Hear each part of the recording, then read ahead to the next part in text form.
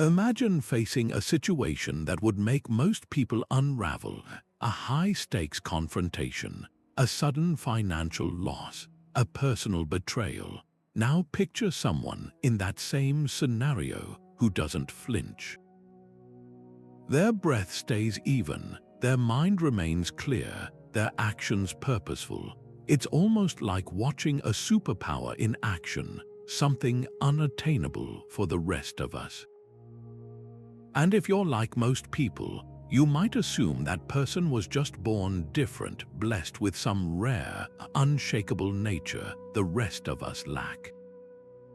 But what if that assumption is not just wrong, but profoundly misleading? What if that calm wasn't a gift, but something earned? Marcus Aurelius, one of history's most respected Stoics, wrote, "The mind adapts and converts to its own purposes the obstacle to our acting. The impediment to action advances action. What stands in the way becomes the way." He wasn't talking about innate strength. He was describing strength through practice, the kind of resilience that isn't found, but built. This is the core idea we're exploring today. Stoic endurance is not something you're born with. It's a skill developed through deliberate, consistent training. It's the result of what I like to call the invisible curriculum of Stoicism, a set of mental and emotional drills that have been used for centuries to fortify the human spirit. In this video, we'll walk through 3 foundational practices that form this curriculum. Cognitive reframing, which teaches us to change how we see challenges. Voluntary discomfort, where we willingly face difficulty to grow stronger. And mindful response, the art of choosing our reactions instead of being controlled by them. This isn't about suppressing emotion or pretending hardship doesn't exist. It's about building a mind that can meet hardship without being broken by it. And the most empowering part, this isn't reserved for a select few. This is a path open to anyone willing to learn. So if you've ever watched someone withstand pressure with grace and wondered, could I ever do that? The answer is yes, but it begins with letting go of the myth that resilience is innate and embracing the truth that it's trained. You're about to become a student in Stoicism's most practical class. Let's begin. Have you ever watched someone navigate a crisis with total composure and immediately thought, they must just be built differently? That belief, that some people are simply born unshakable, is one of the most common and most limiting assumptions we carry. It suggests that resilience is a fixed trait, something you either have or you don't, like eye color or height. But Stoicism offers a radical and empowering alternative. Mental fortitude isn't a genetic lottery. It's a garden, and it only grows through deliberate cultivation. The ancient Stoics firmly rejected the idea of innate virtue. They saw excellence of character not as a gift, but as a skill, something developed through continuous, progressive self-mastery. This is a philosophy of hope because it means your potential for calm and strength isn't predetermined. It's waiting to be built day by day. This foundational principle is perfectly captured by the Stoic teacher Epictetus, who was born into slavery and yet forged a profound philosophy of inner freedom. He drew a crucial line between what is within our power and what is not. Some things are up to us, he wrote, and some things are not up to us. Our opinions, our impulses, our desires, our aversions, in short, whatever is our own doing, are within our control.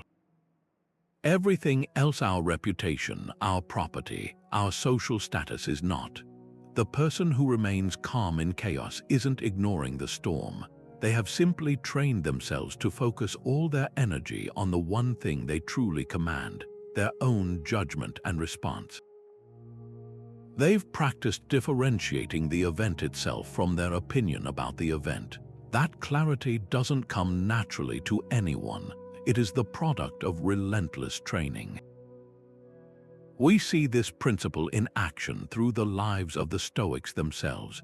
Take Seneca the Younger, one of the wealthiest and most powerful men in Rome. He lived a life of immense privilege, yet he regularly engaged in what he called poverty practice. He would set aside a few days each month to dress in his oldest clothes, eat the plainest food, and sleep on a hard bed. Why would a multimillionaire do this? It wasn't a performance, it was training. He was intentionally exposing himself to discomfort to prove to his own mind that he could handle it. He was strengthening his mental muscles, assuring himself that his peace and his worth were not dependent on his external circumstances. He wasn't born with that confidence. He built it through deliberate, voluntary exercise. This invites a powerful moment of self-reflection. Think back to a time you witnessed a quality you admired, perhaps a colleague's impeccable patience, a friend's unwavering courage, or a public figure's grace under pressure. How quickly did you attribute it to their inherent nature? Now, consider the possibility that it wasn't innate. What if that patience was honed through thousands of small choices to pause before reacting? What if that courage was forged by repeatedly choosing to act despite fear? This shift in perspective is everything. It moves us from passive admiration to active participation. It means the qualities we find most admirable in others are not beyond our reach. They are simply on a different point along the same path of practice.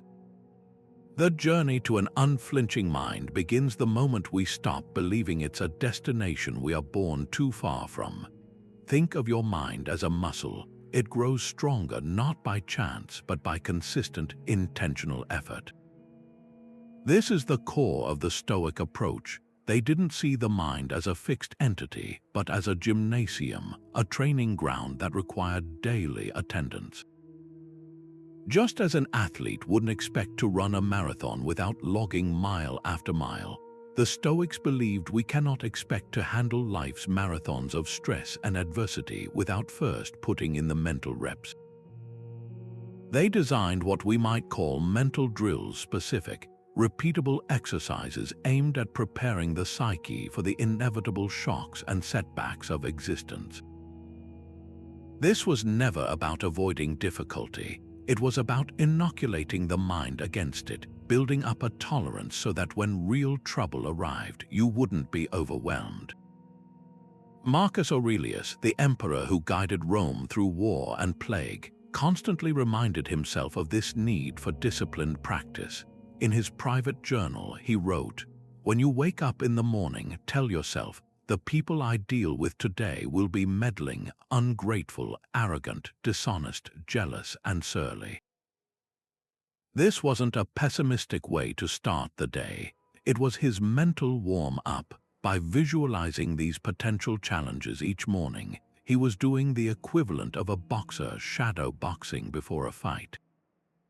He was rehearsing his responses, strengthening his resolve, and ensuring that when he actually encountered difficult behavior, his calm wouldn't be a fragile act of suppression, but a robust, trained reaction. He was building calluses on his mind, just as a laborer builds them on his hands. A simple practice anyone can adopt is the Stoic morning meditation. It doesn't require silence or a special cushion. It simply involves spending a few minutes at the start of your day consciously anticipating the challenges you might face. Will you have a difficult conversation? Is there a tedious task you're dreading? Might you face a delay or an inconvenience? The goal isn't to worry about these things, but to preview them. See them happening in your mind's eye, and then see yourself handling them with composure, patience, and virtue. You are quite literally scripting your own ideal response before the day has a chance to script a reactive one for you. This exercise transforms potential triggers from surprising ambushes into expected events that you are prepared to meet. This entire process shifts your relationship with your own mind. You stop being a passive passenger to your thoughts and emotions and start becoming the active trainer. The gym is always open, and the equipment is your daily life. The irritation of a long line becomes a set of reps for practicing patience. A critical comment from a coworker becomes a weight to lift with objectivity instead of ego. Every minor annoyance is no longer something to be avoided, but a valuable piece of equipment for building a stronger, more resilient you. So, what is one mental exercise you can start with today? It doesn't have to be grand. Perhaps it's committing to that 2-minute morning meditation. Maybe it's choosing to pause and take 3 deep breaths before responding to an email that sparks frustration. It could be intentionally seeking out a small discomfort, like taking a cooler shower or skipping a snack. The specific exercise matters less than the consistency. Identify one small, manageable practice and commit to it for just this week. This is how you walk into the gymnasium of your mind and pick up the first weight. This is how the training truly begins. The first lesson in not flinching is learning to watch your thoughts without being swept away by them. This is the essence of cognitive distance, a foundational Stoic skill that transforms your relationship with your own mind. It's the practice of creating a small but crucial space between an event and your emotional response to it, a space where choice and reason can live. The Stoics didn't advocate for becoming cold or emotionless. They were masters of understanding that our initial, raw impression of an event is just that, an impression. It's not the final verdict, and it's certainly not the whole truth. The power lies in our ability to pause within that space and examine the impression before we decide to accept it or let it go. This entire practice hinges on a fundamental distinction the Stoics made between an event itself and our judgment of that event. They understood that the raw, unfiltered happenings of the world are neutral. They simply are. The pain, the frustration, the anger, those don't come from the event. They come from the story we tell ourselves about it, the judgment we layer on top of the bare facts. Epictetus, who began his life with no control over his own body or future, put it with stunning clarity. People are not disturbed by things, but by the views which they take of them. A cancelled flight is a fact, the story you tell yourself, that this ruins your entire vacation, that the airline is personally incompetent, that you are uniquely unlucky, that is the judgment. And that judgment is the source of the suffering, not the delay on the tarmac. Consider a modern scenario almost everyone can relate to: receiving harsh criticism at work, perhaps in a group email or during a meeting. The initial, automatic impression is often one of personal attack. Your heart might race, your face might flush, and a defensive narrative immediately floods your mind. My boss is out to get me. Everyone thinks I'm incompetent. This is so unfair. This is the flinch. It's the raw, unexamined reaction. Cognitive distance is the tool that allows you to step back from that narrative. It's the part of you that can observe the flinch happening and say, there is the feeling of embarrassment. There is the story about unfairness. I see those thoughts. From this detached vantage point, you can then begin to interrogate the impression. Is the criticism entirely false? Is there a single useful piece of feedback buried in the delivery? Is the boss's tone really about you, or could they be under pressure themselves? By separating the event, the words that were spoken, from your judgment of those words, you reclaim the power to choose a response that is measured, professional, and ultimately more effective than a reactive outburst. This ability to observe your own mental processes without immediately identifying with them is like gaining a superpower. You are no longer just your thoughts, you are the awareness behind the thoughts. A feeling of anxiety arises, and instead of becoming anxious, you note, there is anxiety.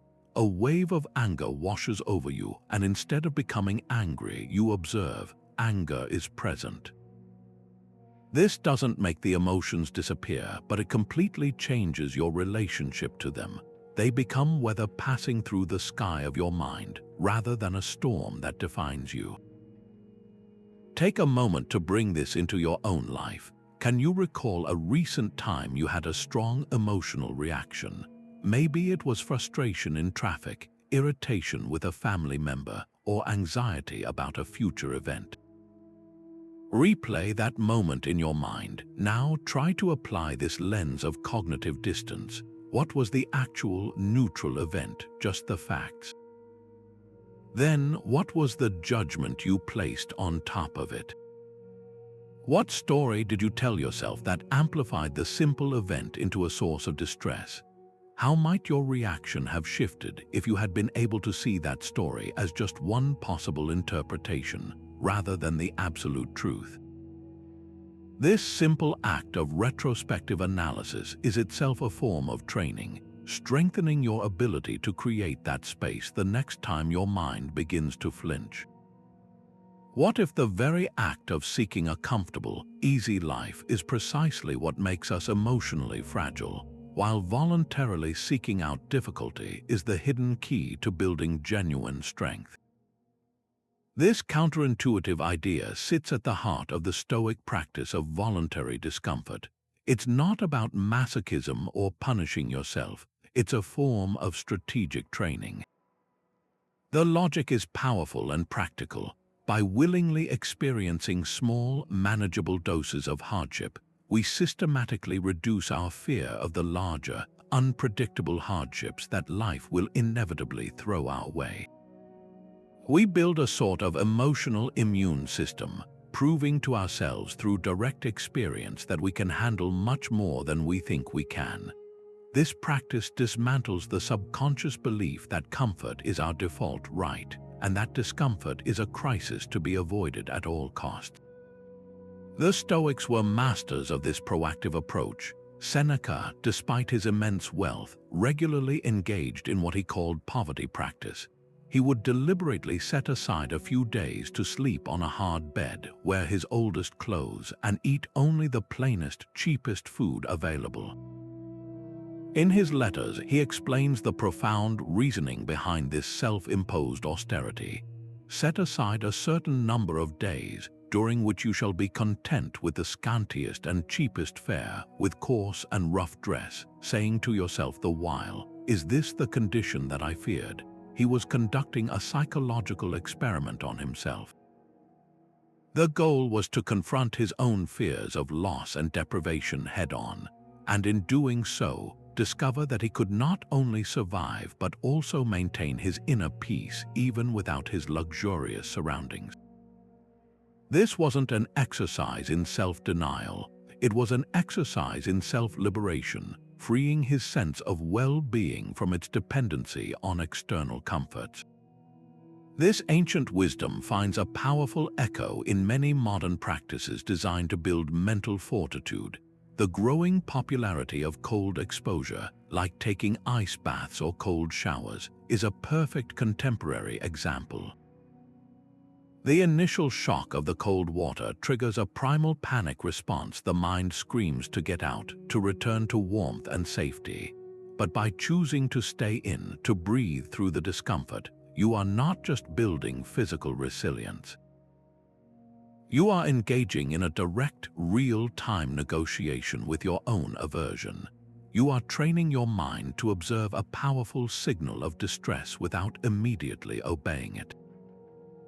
Each second you endure is a rep in the gym of your willpower, strengthening your capacity to face other, non-physical forms of discomfort like a difficult conversation, a tedious task, or a period of uncertainty, with the same calm resolve. The true objective of this practice is to expand your window of tolerance. When you never voluntarily step outside your comfort zone, that zone gradually shrinks. Small inconveniences begin to feel like major catastrophes because you have no recent evidence of your own ability to cope. But when you regularly choose to do hard things, your comfort zone expands. What was once unbearable becomes manageable. What was once intimidating becomes routine. You forge a deep-seated confidence that isn't based on everything going right, but on the knowledge that you can handle things when they go wrong. You are not waiting for life to test you. You are conducting the tests yourself on your own terms in doses you control.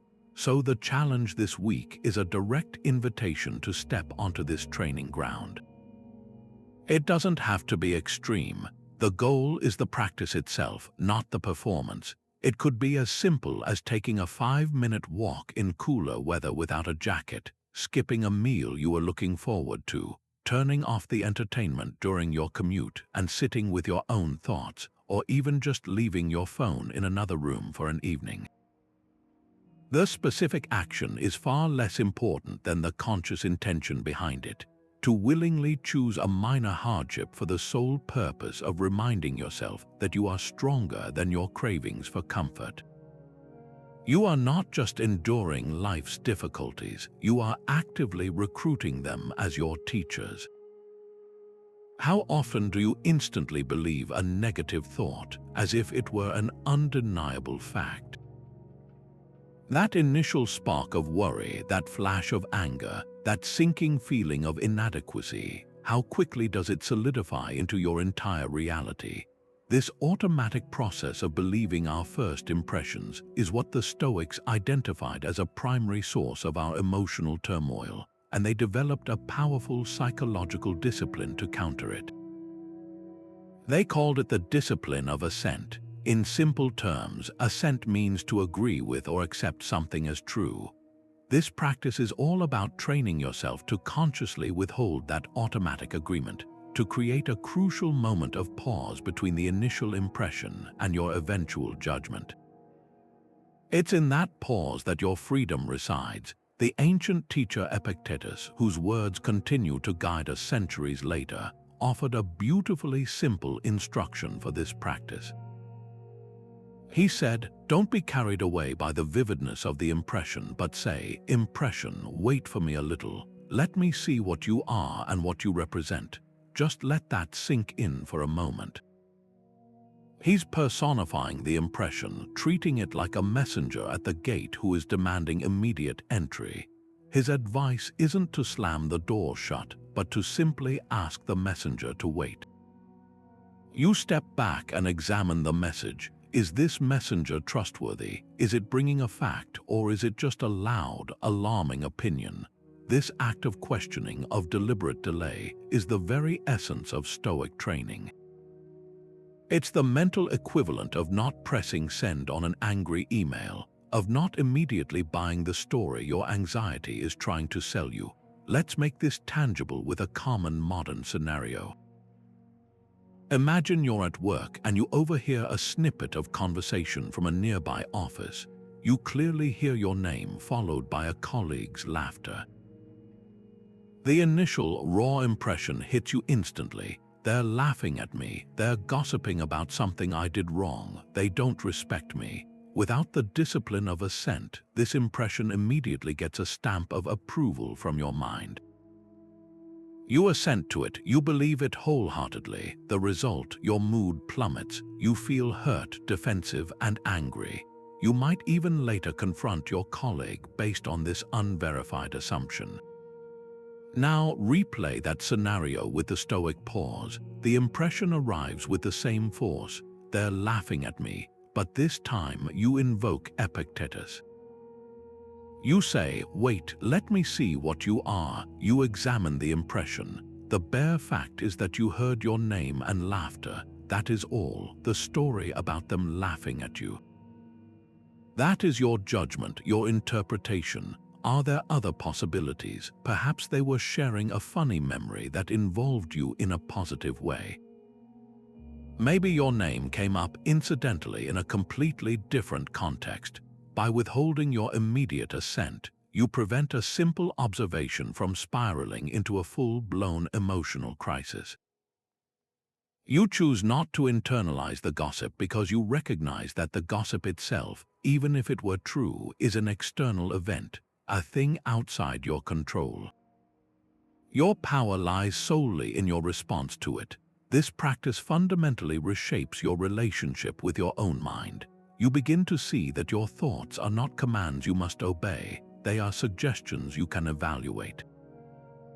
A thought arises, this project is going to fail, and instead of that thought triggering a cascade of stress hormones, you learn to meet it with curiosity.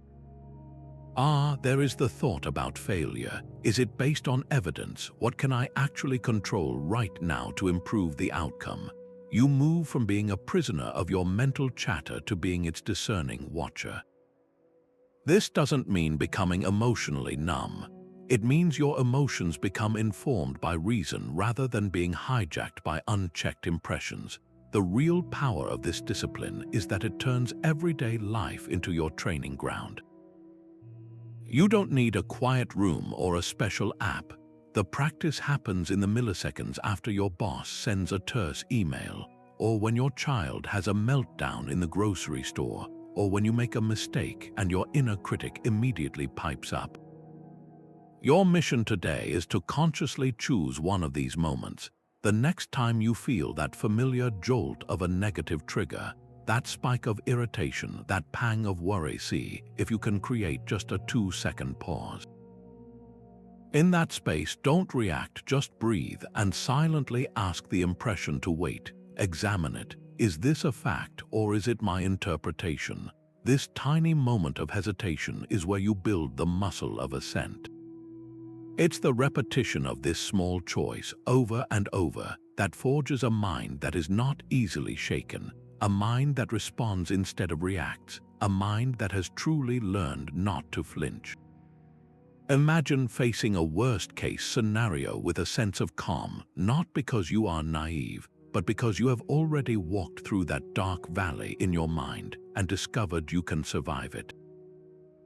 This is the power of Premeditatio Malorum, a Latin phrase that translates to the premeditation of evils. It is one of the most potent and perhaps most misunderstood Stoic practices.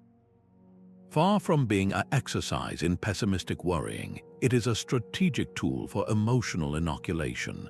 By deliberately and rationally visualizing potential challenges, setbacks, and even catastrophes, we perform a kind of mental fire drill. We strip future adversities of their element of surprise, which is often the very thing that makes them so paralyzing. When the emergency actually happens, we are not encountering it for the first time in a state of panic. We are simply executing a plan we have already rehearsed. The Stoic philosopher Seneca explained the profound psychological benefit of this practice with elegant clarity. He wrote, "What is quite unlooked for is more crushing in its effect, and unexpectedness adds to the weight of a disaster." This is a reason for ensuring that nothing ever takes us by surprise. We should project our thoughts ahead of us at every turn and have in mind every possible eventuality instead of only the usual course of events. His insight cuts to the core of anxiety. The unknown is terrifying, but when we consciously bring the unknown into the light of our imagination and examine it, it loses its power over us. We move the event from the category of unthinkable nightmare to the category of manageable possibility. The sting, as Seneca suggests, is removed through anticipation. Consider a common modern source of deep anxiety, the fear of losing one's job. For many, this is a shadow that looms over daily life, a vague dread that can poison present-moment contentment. The untrained mind avoids this thought at all costs, treating it as a dangerous taboo. But the Stoic approach is to lean into it, set aside a few minutes in a calm state to truly envision it. Don't just briefly think, "What if I got fired?" and then shudder. Walk through the entire scenario in detail. Imagine your manager calling you into the office. Visualize hearing the words, feel the initial jolt of shock and disappointment, then move to the next step. What would you do that very afternoon? You would update your resume. You would reach out to your network. You would assess your finances. You would realize that your skills are still your own, that your relationships remain, that your core identity is not defined by your job title. This mental rehearsal does two things. First, it dramatically reduces the visceral terror of the event itself. it becomes a problem to be solved, not a monster in the closet. Second, and perhaps more importantly, it often sparks proactive behavior. This visualization might be the very thing that motivates you to finally start an emergency fund, to keep your resume updated, or to cultivate skills that make you more marketable. You are not attracting misfortune, you are building a fortress of preparedness around your peace of mind. This practice is a direct attack on the cognitive distortion known as catastrophizing, where the mind spirals from a minor event to a total disaster in seconds. Premeditatio Malorum brings that spiral under your conscious control. You are choosing to contemplate the catastrophe rationally and on your own terms, which effectively defangs the automatic, unconscious catastrophizing that happens when you are caught off guard. You are proving to yourself that you can look at the worst and still function, still plan, still breathe. So let's bring this into your own life right now. Bring to mind a common fear. Perhaps it's the fear of a loved one becoming ill, the fear of an important project failing, or the fear of a personal rejection. Close your eyes for just a moment and give yourself permission to mentally rehearse it. Walk through the scenario step by step, not with a sense of dread, but with the detached curiosity of a strategist planning for a contingency. Observe what happens to your emotional state. Do you feel an initial clench of anxiety that gradually loosens its grip as you move into problem-solving mode? Do you discover that the landscape of this feared future contains paths and resources you hadn't considered? This is not about dwelling on the negative, it is about mastering your fear of it. By visiting these places in your mind, you ensure that if you ever have to go there in reality, you will not be a lost tourist but a confident guide who knows the territory. The mind that doesn't flinch doesn't fight reality, it loves it exactly as it is. This might sound radical, even illogical. How can you love a setback, a loss, or a failure? But this is the ultimate expression of Stoic endurance, a principle known as Amor Fati, which translates to a love of one's fate. It's the conscious decision to not merely accept what happens, but to embrace it wholeheartedly, to see every event, especially the difficult and unexpected ones, as not just something to be endured, but as necessary and even beneficial raw material for your growth. This isn't about passive resignation. It's about active, enthusiastic participation in your own life story, trusting that every twist and turn is part of a curriculum designed for your development. This profound idea, though central to Stoic philosophy, was perhaps most famously articulated by the philosopher Friedrich Nietzsche, who wrote, "My formula for greatness in a human being is Amor Fati, that one wants nothing to be different, not forward, not backward, not in all eternity. Not merely bear what is necessary, still less conceal it but love it." While Nietzsche wasn't a Stoic, he captured the exact spirit of the Stoic embrace of reality. The goal is to remove the internal resistance, the mental arguing with what is. When you stop fighting the fact that it's raining, you can finally open the umbrella. When you stop raging against the traffic jam, you can choose to listen to an audiobook or enjoy a moment of quiet. Amor Fati is about opening the umbrella, not about pretending you enjoy getting wet, but about finding the value and the opportunity within the downpour itself.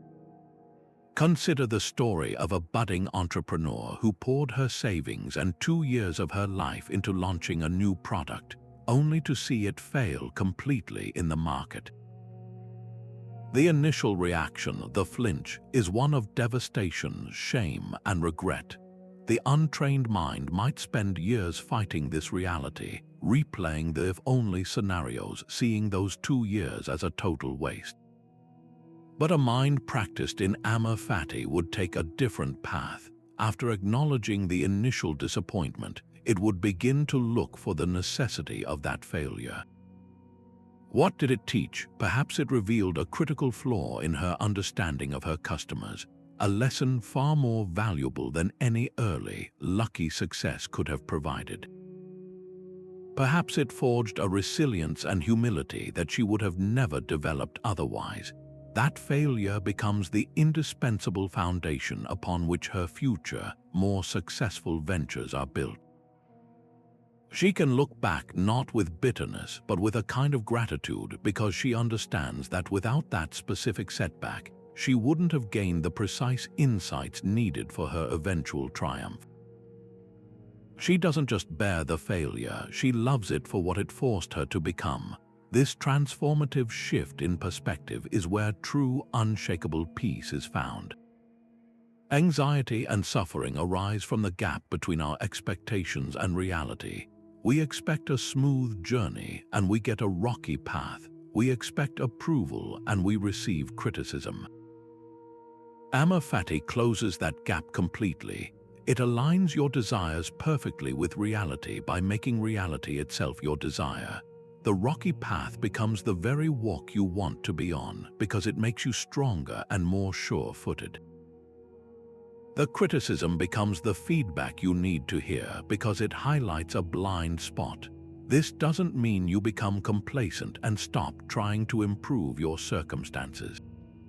It means you stop feeling victimized by circumstances you cannot change and instead harness them as fuel for your progress. The obstacle is no longer in the way, it becomes the way. Now bring this powerful idea into your own life. Bring to mind a recent setback or disappointment. It doesn't have to be a major life event. It could be a project that didn't go as planned, a plan that got cancelled, or even a minor daily irritation. Instead of viewing it as an unfortunate deviation from your preferred script, try on the lens of Amor Fati. Ask yourself, why might this have been necessary? What could this specific event be trying to teach me? Is it forcing me to slow down, to reconsider my approach, to develop a skill I've been neglecting, or to strengthen a weak relationship? How might this apparent obstacle be secretly aligning me with a better, albeit different, path than the one I had envisioned? The practice isn't to fake a smile, but to engage in a genuine search for the hidden utility within the event. This is how you move from resisting your fate to loving it, and in doing so, you unlock a profound and lasting source of strength that remains steady no matter what life brings. Picture a fortress within you, a stronghold of absolute calm, completely untouchable by the chaos of the outside world. Its walls are high and its gates are secure, not because you were born with it, but because you have built it brick by patient brick through daily practice. This is the Stoic ideal of the inner citadel, a concept of mental sovereignty where you are the sole ruler of your own mind, and external events are merely weather passing outside the walls. They can rage and storm, but they cannot force you to let them in. This isn't about building walls to hide from life. It's about constructing a center of unshakable peace from which you can engage with life fully without being overthrown by it. The Roman emperor and Stoic philosopher Marcus Aurelius constantly returned to this powerful imagery in his private writings, using it as a personal mantra to steady himself amidst the immense pressures of ruling an empire. He wrote, "You have power over your mind, not outside events. Realize this and you will find strength. The soul becomes dyed with the color of its thoughts. Dig within. Within is the wellspring of good. It will ever bubble up if you ever dig." And in another passage he counseled himself, "Look within. Within is the fountain of good, ready to always gush forth if you are always digging."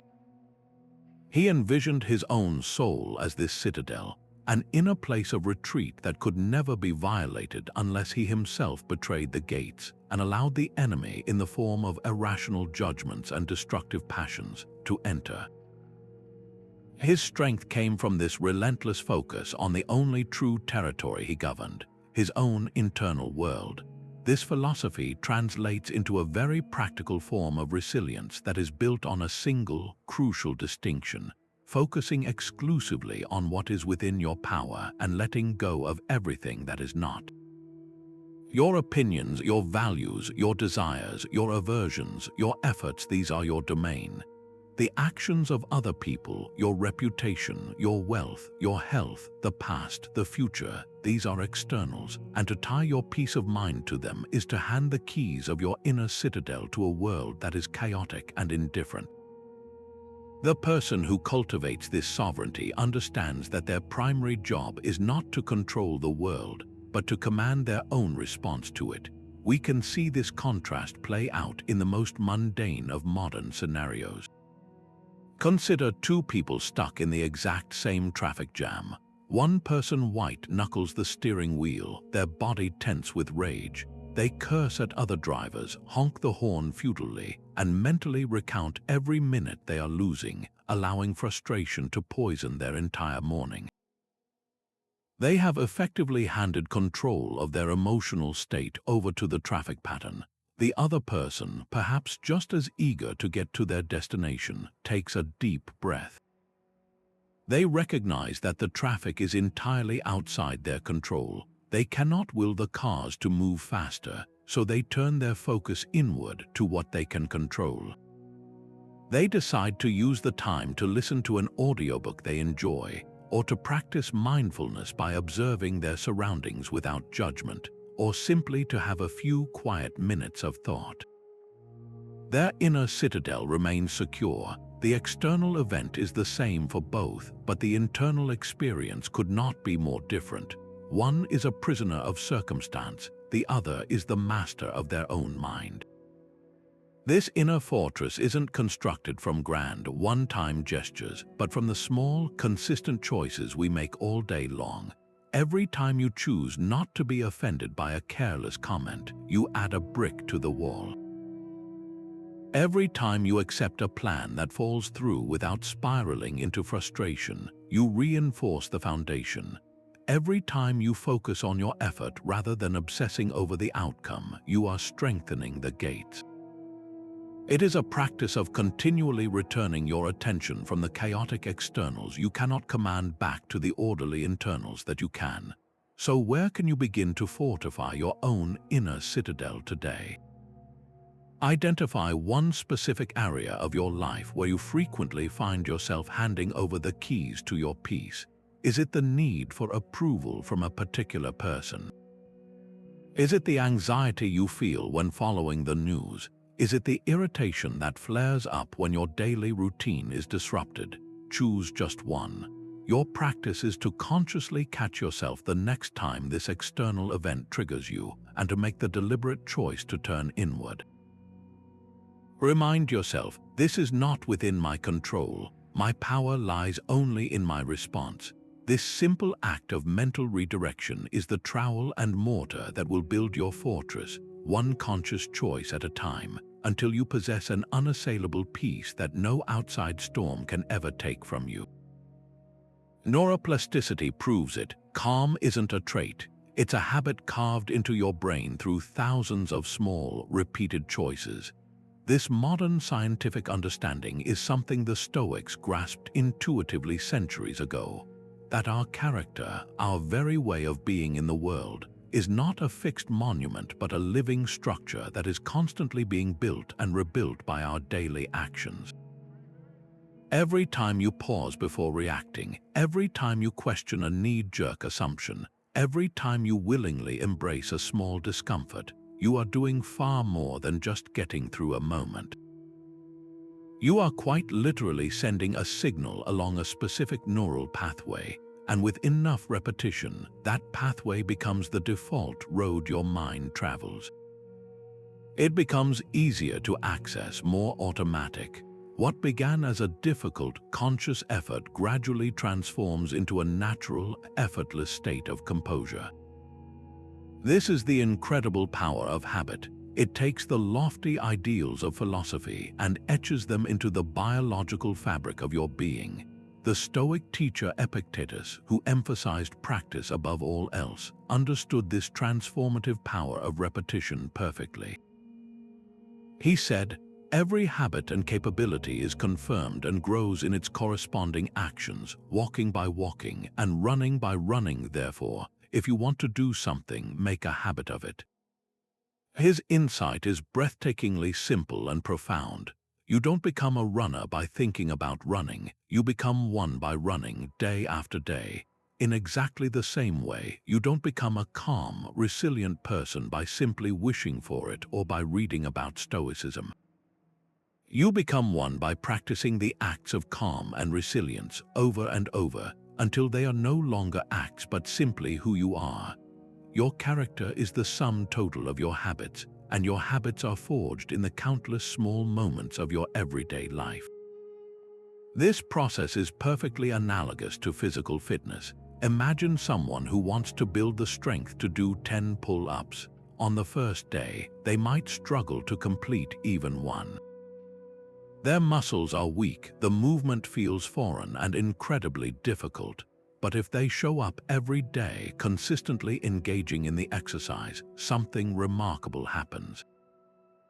Muscle fibers break down and rebuild themselves stronger. Neural connections between the brain and the muscles become more efficient.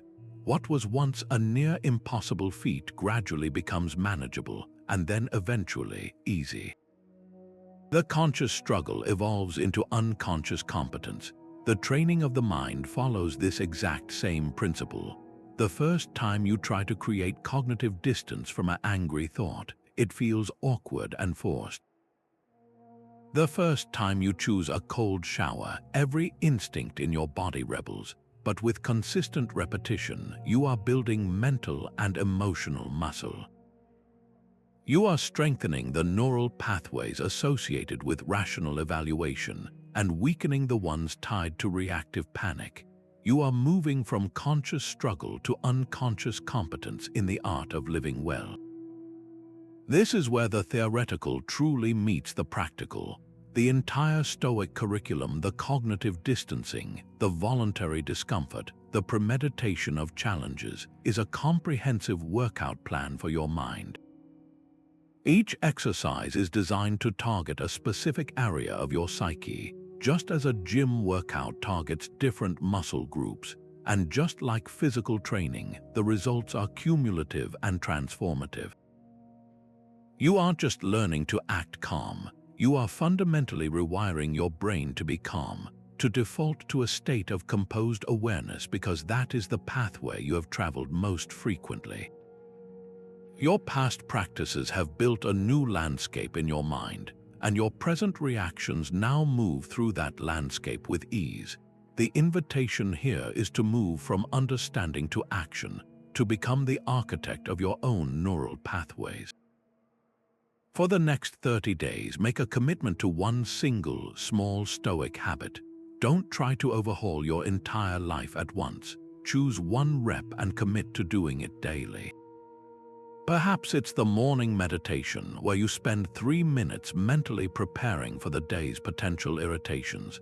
Maybe it's the Stoic Pause where you promise yourself you will always take one deep breath before responding to any message that triggers you. It could be a voluntary discomfort like foregoing a small luxury one day a week or a gratitude practice each evening. The specific habit matters less than the unwavering consistency. For 1 month, show up for this practice without fail. Observe yourself. Notice if by the end of the month, that initial conscious effort has begun to feel just a little more automatic, a little more like a part of you. This is how you stop trying to find calm and start actively building it, one daily repetition at a time. What if the frustration you feel when your computer crashes or the hurt you experience from a sharp word wasn't a personal attack from the universe, but simply nature unfolding according to its own impersonal laws? This shift in perspective is at the heart of the Stoic practice of viewing the world as a mirror of nature. It's about training ourselves to see events not through the narrow, emotional lens of how does this affect me, but through the wide, rational lens of this is simply how things are. The Stoics believed that much of our suffering comes from a fundamental misreading of reality. We interpret random events as targeted slights and natural consequences as personal punishments. But when we learn to see the world as a vast, interconnected system operating on cause and effect, a system that is entirely indifferent to our individual desires, we can begin to remove the sting of personalization that causes so much of our pain. Marcus Aurelius constantly returned to this theme in his meditations, using it as a mental tool to maintain his equanimity amidst the immense pressures of ruling an empire.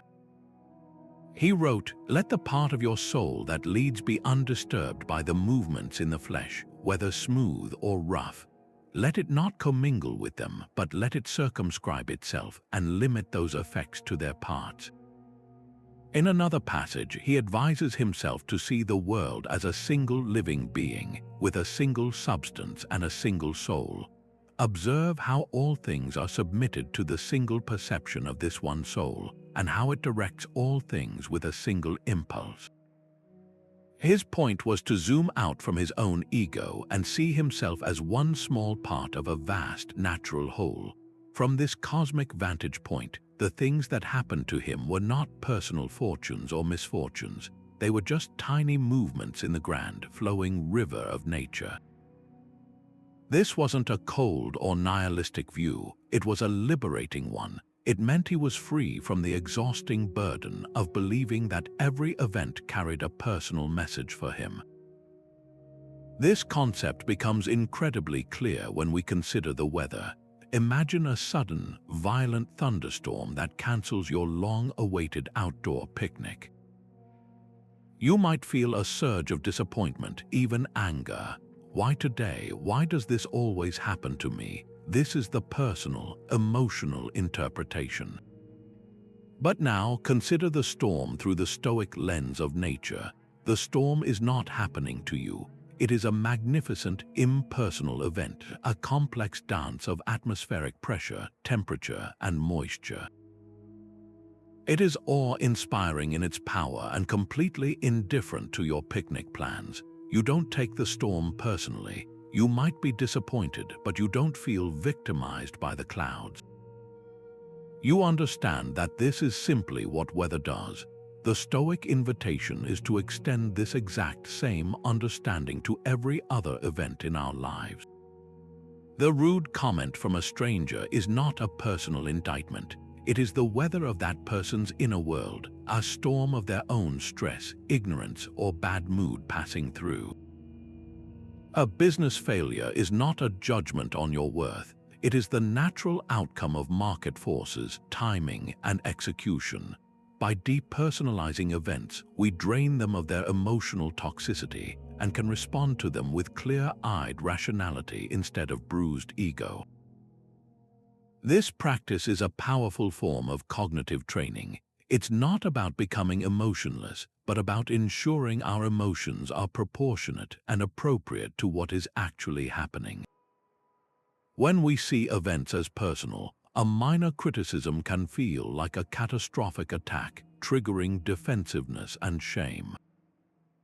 When we see the same event as an impersonal part of nature's flow, perhaps that person was tired, or this is simply the friction of two different perspectives interacting, we can receive the feedback, evaluate it for any useful kernel of truth, and let the rest wash over us without it defining our entire day. We stop being the fragile, central character in every story and become a calm observer of the entire play.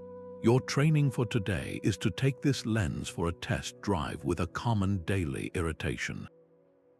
The next time you're stuck in traffic, or your internet connection drops, or you receive a frustrating email, pause for just a moment.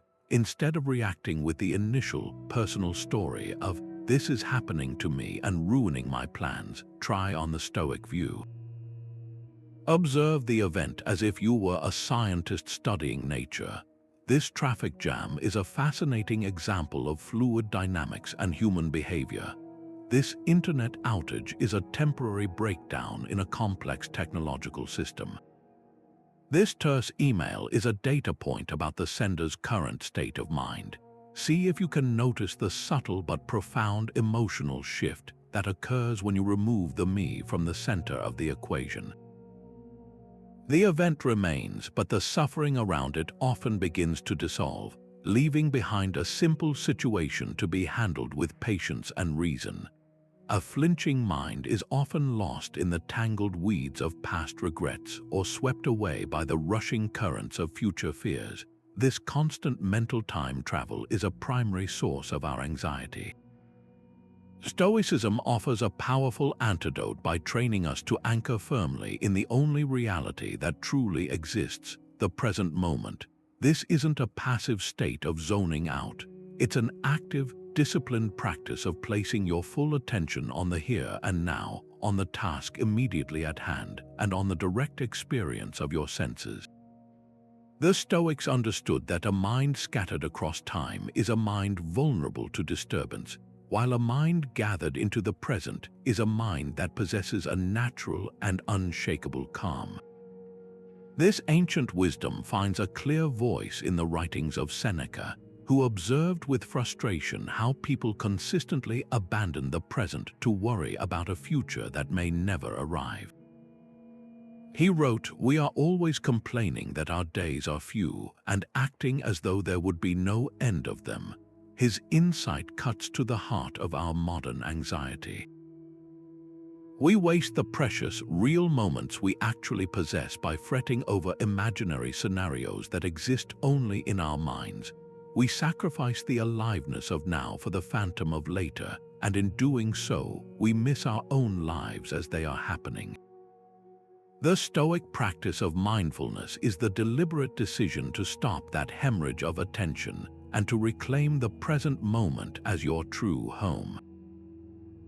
Practical techniques for this are beautifully simple and immediately accessible. One of the most powerful is breath awareness. Your breath is always with you, a constant anchor to the present. When you feel yourself being pulled into worry about a meeting tomorrow or regret about a conversation yesterday, you can consciously bring your attention to the physical sensation of your breath moving in and out of your body. You don't need to change it or judge it, just feel it. This isn't about achieving a blank mind. It's about giving your mind a single, simple, present moment point of focus. Another technique is sensory focus. Pick a routine activity, drinking your morning coffee, walking to your car, washing your hands, and commit to doing it with your full attention.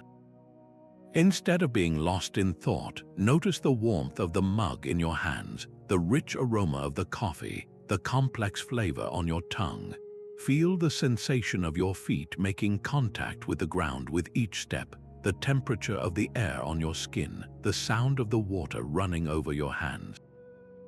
This practice pulls you out of the abstract world of your thoughts and plants you firmly back in the tangible, real world happening right now. Consider the impact of building a daily mindfulness minute into your routine. Set a timer on your phone for 1 minute, 2 or 3 times a day. When it goes off, wherever you are, you stop. You take that minute to consciously reset. You notice your posture. You take a few deep, intentional breaths. You observe your surroundings without labeling them good or bad. You simply notice. This tiny pause acts as a circuit breaker for reactivity. It interrupts the automatic pilot that so often drives us through our days, and it returns the controls to the conscious, present moment you. It's a small act of rebellion against a culture that prizes constant doing over simply being, and it is a profound step toward Stoic endurance. The true goal of this practice is to close the gap between your life as it is happening and your awareness of it. Too often, we are like a person watching a movie of their own life, distracted and missing key scenes because we're thinking about a different film entirely. Stoic mindfulness is the decision to step out of the audience and fully into the leading role, experiencing your life directly, in high definition, moment by moment. This is where anxiety loses its grip, because anxiety cannot survive in the full light of the present. It feeds only on the shadows of the past and the future. Your challenge today is to consciously choose one simple, mundane task and devote 5 minutes of your complete and undivided attention to it. It could be drinking a glass of water, feeling the cool liquid, the sensation of swallowing, the weight of the glass. It could be folding laundry, noticing the textures of the fabrics, the precise movements of your hands. It could be simply sitting and listening to the sounds around you without judging them. For those 5 minutes, let your entire world shrink to that single activity. When your mind inevitably wanders, as minds do, gently and without criticism, guide it back to the task. This is not a test, it is training. It is a practical rep in the gym of your awareness, strengthening your ability to choose where your attention goes, and in doing so, reclaiming the peace that is always available right here, right now. Between the event that triggers you and the reaction that follows, there exists a tiny, almost imperceptible sliver of time, and within that gap lies your entire capacity for freedom. This is the heart of the Stoic Pause, one of the most practical and transformative skills in the entire philosophy. It's the deliberate act of inserting a moment of conscious awareness between the initial stimulus and your final response. Most of us live our lives as if this gap doesn't exist. We are wired for immediacy. An event occurs and we react instantaneously, as if pulled by a puppeteer's string. A harsh email arrives and our fingers fly across the keyboard with a defensive reply. A driver cuts us off and our hand is already on the horn. We confuse this speed for efficiency, but in truth, it's a form of self-imposed slavery to our own triggers. The Stoic Pause is the practice of cutting that string, of reclaiming that space, and in doing so, reclaiming your sovereignty over your own actions. The power of this practice was articulated with stunning clarity by the slave-turned-philosopher Epictetus. He instructed his students, "Don't let the force of an impression when it first hits you knock you off your feet. Just say to it, 'Hold on a moment, let me see who you are and what you represent. Let me put you to the test.'" His advice is a direct manual for creating that gap. He isn't telling you to never feel the force of the impression. He's telling you not to be knocked over by it. That "hold on a moment" is the pause. It's the mental equivalent of catching a hot potato and deciding not to immediately throw it, but to first put on an oven mitt. You are testing the impression before you decide to accept it as truth and act upon it. So how do you actually do this when your entire nervous system is screaming for an immediate reaction? The methods are beautifully simple and can be employed anywhere, anytime. The most accessible tool is your breath. When you feel that familiar jolt of anger, fear, or irritation, your first action is to consciously take one deep, slow breath. This isn't just a cliché, it's a physiological circuit breaker. It oxygenates your brain, calming the amygdala's fight or flight response and allowing the prefrontal cortex, the center of rational thought, to come back online. That single breath creates the space. Another powerful technique is to ask a simple, pre-programmed question. Is this within my control? This question, straight from the core of Stoic doctrine, acts like a bucket of cold water on the flames of reactive emotion. It instantly reorients your focus from the external event you cannot change to your internal response, which you absolutely can. Imagine a common workplace scenario. You're in a team meeting, and a colleague publicly dismisses an idea you just presented, calling it unrealistic and a waste of time. The initial impression is a searing hot spike of embarrassment and anger. The automatic, flinching response is to immediately fire back with a counter-criticism, to defend your ego, to escalate the conflict right there in the room. Now imagine applying the Stoic Pause. You feel the heat rise to your face, but instead of speaking, you take that one deliberate breath. In that 2-second space, you hear Epictetus, "Hold on a moment." You ask yourself the question, is their opinion within my control? The answer is a clear no. You cannot force them to like your idea. What is within your control? Your own response. You could choose to say nothing in the moment and discuss it with them later privately. You could choose to ask a clarifying question to understand their objection better. You could even choose to simply nod and move on, recognizing that not every battle needs to be fought. That paused response, chosen from a place of calm rationality, prevents a public argument, preserves professional relationships, and allows you to maintain your dignity. The event was the same, but the outcome was entirely different because of what happened in the gap. This tiny space is where your character is forged. Every time you successfully insert a pause, you are not just navigating a single situation, you are strengthening a neural pathway. You are building the muscle of responsibility, the ability to choose your response. It's the difference between being a reactor, a passive element in a chemical chain, and being an actor, the conscious author of your next move.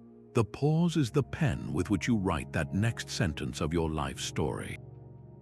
Your mission, then, is to actively seek out your next stressful moment not as a threat, but as a training opportunity.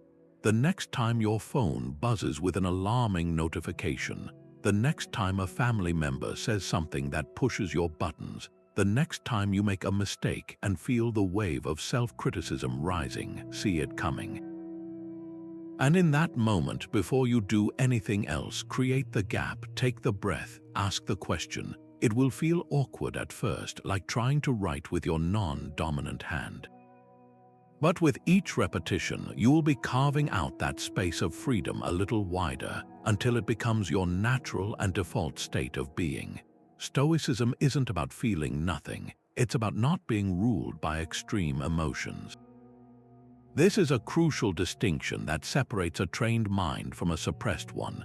The goal of Stoic practice is not to become an unfeeling statue, immune to the highs and lows of human experience. Rather, it is to cultivate a state of equanimity, a steady, balanced calm that allows you to experience emotions fully without being capsized by them.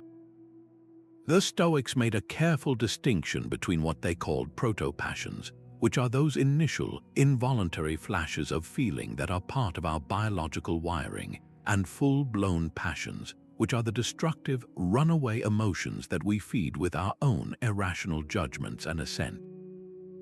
The first is human and unavoidable. The second is where we have a choice. Seneca, in his profound work on anger, delves into this very concept. He writes, "The question has been asked whether anger arises from deliberate choice or from impulse, that is, whether it is set in motion of its own accord or just as the majority of emotions are which spring up without the will of the person affected." He goes on to explain that the first spark of anger, that initial quickening of the blood and tightening of the chest, is not within our control. It is an instinctual reaction. But what happens next is everything, he argues.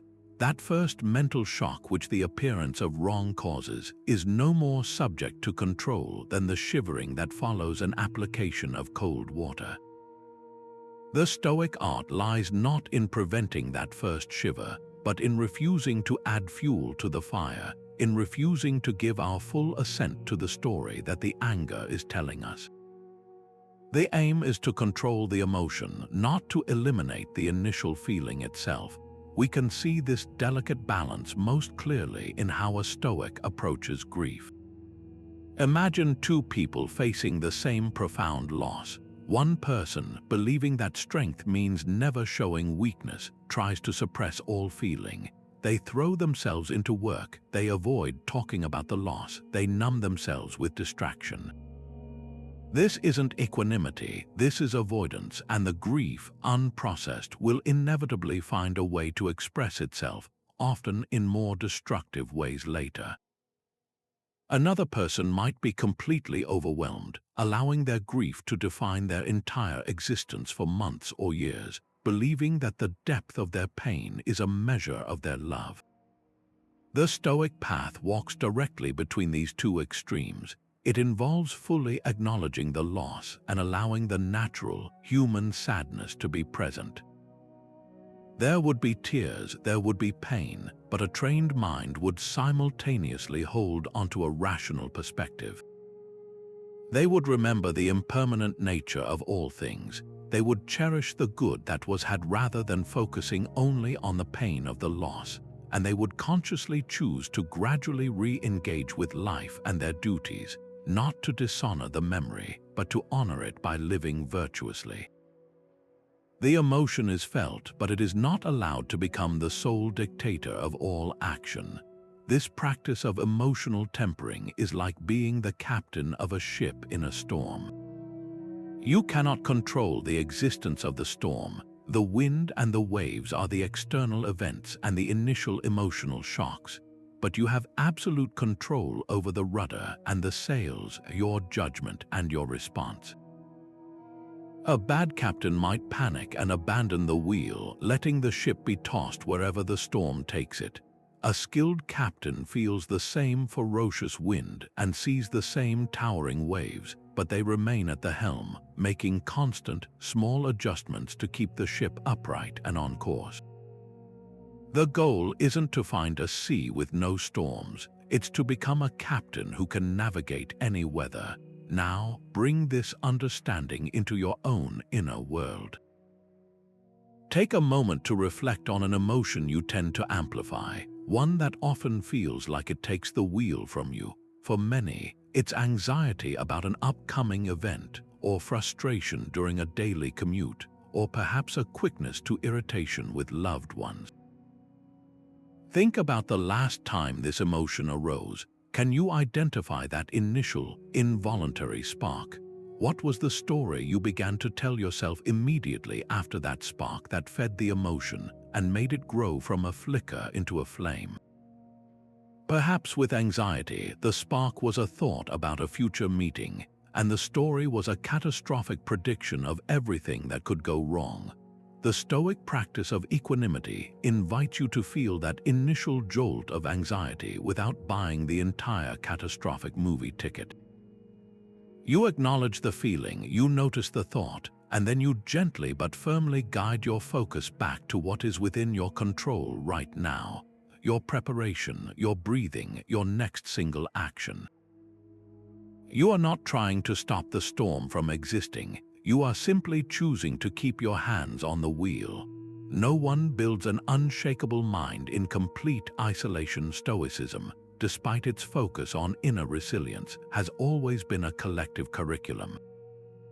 The image of the lone Stoic, perfectly self-sufficient and detached from the world, is a profound misunderstanding of the philosophy. The ancient Stoics placed immense value on community, recognizing that the path to wisdom is steep and fraught with blind spots. We all need guides who have walked further up the path, peers to walk beside us, and living examples to show us what our training is for.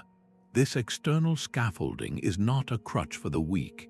It is an essential tool for anyone serious about the lifelong project of shaping their character. It provides the perspective we cannot generate on our own, the encouragement we need when we stumble, and the accountability that keeps us honest in our practice. We see this beautifully illustrated in the personal reflections of Marcus Aurelius, the most powerful man in the ancient world. In the very first book of his private journal, Meditations, he doesn't begin by listing his own accomplishments. Instead, he dedicates a lengthy section to expressing specific, heartfelt gratitude to the many people from whom he learned crucial virtues. He thanks his grandfather for teaching him good character, his father for his integrity, his mother for her piety and generosity, and a long list of tutors, philosophers, and even friends for their lessons in humility, patience, and reason. He writes, "From my brother Severus, the idea of a state based on equality and freedom of speech, and of a monarchy which values above all the liberty of the subject." Here was an emperor acknowledging that he learned about liberty from a teacher. This wasn't mere politeness, it was a fundamental acknowledgement that his ability to rule justly was built upon the wisdom generously given to him by others. His inner citadel was fortified with bricks handed to him by his community. In the modern world, this communal aspect of Stoicism is more accessible than ever, though it requires intentional seeking. While we may not have a personal philosopher king as a mentor, we have global online communities, local Stoic meetup groups, book clubs, and forums where thousands of people are engaged in the same work. These spaces serve as modern-day Stoa, the painted porch where Zeno first taught Stoicism and where students gathered to debate and learn. In these communities, you can share a recent struggle where you failed to apply the discipline of Assent and receive not judgment, but practical advice from someone who has faced a similar challenge. You can read about how another person applied the principle of Amor Fati to a job loss or a health diagnosis, and suddenly the abstract philosophy clicks into place with powerful, real-world clarity. You are reminded that you are not alone in your efforts, that your frustrations are universal, and that progress is possible because you see others making it. This is why finding an accountability partner or a small group can be one of the most impactful steps in your training. It transforms private theory into shared practice. Imagine checking in with a friend once a week, not to gossip, but to ask Stoic questions. Where did you find yourself flinching this week? What virtue did you practice? Where did you confuse what is up to you with what is not? This simple act of vocalizing your efforts forces you to articulate and examine your own progress, and hearing another's journey provides invaluable mirror. They might see a pattern in your struggles that you're too close to see yourself, and you can offer them the same objective perspective. It creates a gentle, supportive pressure to keep showing up for your practice, not because you fear letting someone down, but because you are invested in a mutual commitment to growth. The path of Stoicism is an internal one, but it is not a solitary trek. It is a shared expedition. We lean on the wisdom of the ancient teachers, we walk alongside our contemporaries, and we eventually extend a hand to those who are just beginning. Your practice gains depth and resilience when it is reflected back to you through the experiences of others. So, make the choice to step out of the isolation of self-improvement and into the collaborative space of shared growth. Seek out one person, a friend, a family member, or an online connection, and propose this simple partnership, or find a local or digital Stoic community and commit to participating. Share your journey and be open to learning from theirs. This is how the invisible curriculum becomes a living, breathing dialogue, and how we all grow stronger together. Your journal is your training log where you record battles, victories, and lessons in endurance. In the Stoic gymnasium of the mind, this practice of nightly reflection is not a passive diary entry. It is an active training session, a deliberate act of self-examination that turns the events of your day into your most valuable curriculum. The Stoics understood that experience alone is not the best teacher, examined experience is. We can drift through our days on autopilot, reacting to events with the same old patterns, or we can choose to pause each evening and dissect those reactions with the curious, gentle eye of a scientist studying their own behavior. This is how theoretical philosophy becomes lived wisdom, and how fleeting insights become permanent fixtures of your character. We have a magnificent historical example of this in the letters of Seneca, which were essentially his philosophical journal entries shared with his friend Lucilius. In these writings, he doesn't just lecture, he engages in profound self-reflection.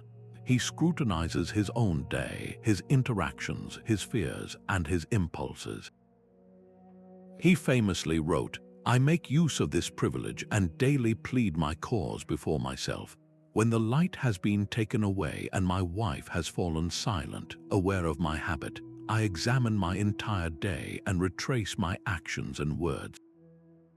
I conceal nothing from myself, I pass nothing by. This was his nightly ritual, a fearless audit of his own soul.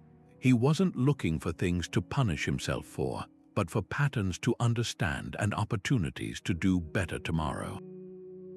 His letters are a masterclass in turning the mirror inward, and they provide us with a timeless blueprint for our own practice. The true power of this habit lies in its ability to solidify learning. Your mind is constantly processing information, but without conscious reflection, the most important lessons can easily slip away. When you take the time to write about a challenging moment, that argument you had, that wave of anxiety that hit you, that temptation you resisted, you are essentially sending a signal to your brain that this event matters. You are encoding the memory with greater detail, and more importantly, you are attaching a new, more rational narrative to it. You're not just replaying the event, you're reframing it. That frustrating traffic jam becomes a lesson in practicing patience. That critical feedback becomes an exercise in separating the useful data from the emotional delivery. By writing it down, you transition from being a passive participant in your life to being its active archivist and analyst. To make this practical, you can begin with a few simple, powerful prompts designed to guide your Stoic reflection. The first is a question of acknowledgement. What did I do well today? This isn't about ego, it's about recognizing progress. Did you manage to take a deep breath before responding to a provocation? Did you choose a healthy meal over an unhealthy one? Did you complete a difficult task you'd been avoiding? Noting these small victories reinforces the positive neural pathways, making it more likely you'll repeat that virtuous behavior tomorrow. The second prompt is for gentle critique. Where did I flinch? This is where you examine the moments where your training faltered. Where did you lose your temper? Where did you seek excessive comfort? Where did you worry about things outside your control? The key is to approach this without self-flagellation. You are not a judge issuing a verdict, but a coach reviewing game tape. Your goal is to identify the misstep so you can plan a better strategy for the next time a similar situation arises. A third excellent prompt is, what could I have done differently? This shifts the focus from judgment to proactive problem solving, engaging your rational mind to design a better response for the future. This nightly ritual becomes a sacred space for conversation with your wisest self. It's the time when you can step out of the whirlwind of daily life and ask yourself the important questions. Did I live according to my values today? Did my actions align with my principles? Am I investing my energy in what truly matters? The act of writing forces clarity. Vague anxieties often lose their power when they are pinned down on paper and examined in the cold light of reason. A worry that felt enormous and shapeless in your mind often shrinks to a manageable size when you see it written in your own handwriting, allowing you to dissect it and apply the Stoic dichotomy of control. The challenge then is to make this practice your own. For the next week, commit to just 5 minutes each night with a notebook. You don't need a leather-bound journal or a perfect pen. Any scrap of paper will do. Start with 1 or 2 of the prompts. Be brutally honest but endlessly compassionate with yourself. This is not another task on your to-do list to feel guilty about. It is a gift you give to your future self. It is the quiet, consistent process of building your inner citadel one examined day at a time, ensuring that every sunset brings not just an end, but a lesson, and every sunrise brings not just a new day, but a slightly wiser person to meet it. A mind that doesn't flinch isn't one that never fails. It's one that learns how to fall and rise again with more wisdom than before. This is a crucial understanding in the Stoic journey, because the pursuit of perfect composure can ironically become one of the greatest sources of frustration. If you approach this training expecting to never feel anger, never experience anxiety, or never make a mistake, you are setting yourself up for a constant cycle of self-criticism and disappointment. The Stoic path is not a straight line ascending steadily upward. It is a winding road with switchbacks, occasional stumbles, and necessary rest stops. The goal is not to avoid falling, but to master the art of getting back up, each time with a clearer understanding of what caused the stumble. Your resilience is not measured by your lack of failure, but by your consistent return to the practice.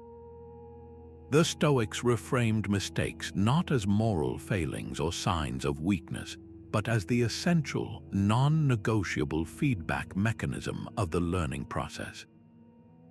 A sculptor doesn't get angry at the block of marble for having imperfections.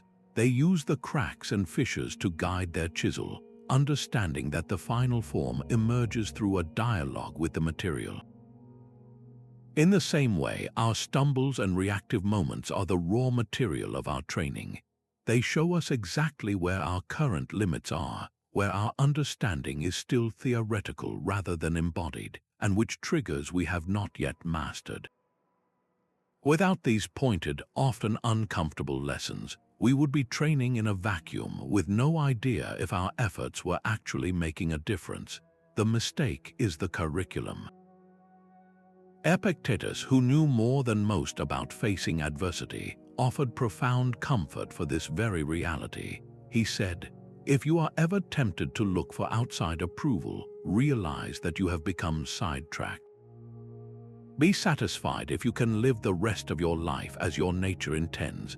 Be on your guard then, for you cannot be both a man of virtue and a man who seeks approval. You must choose one or the other."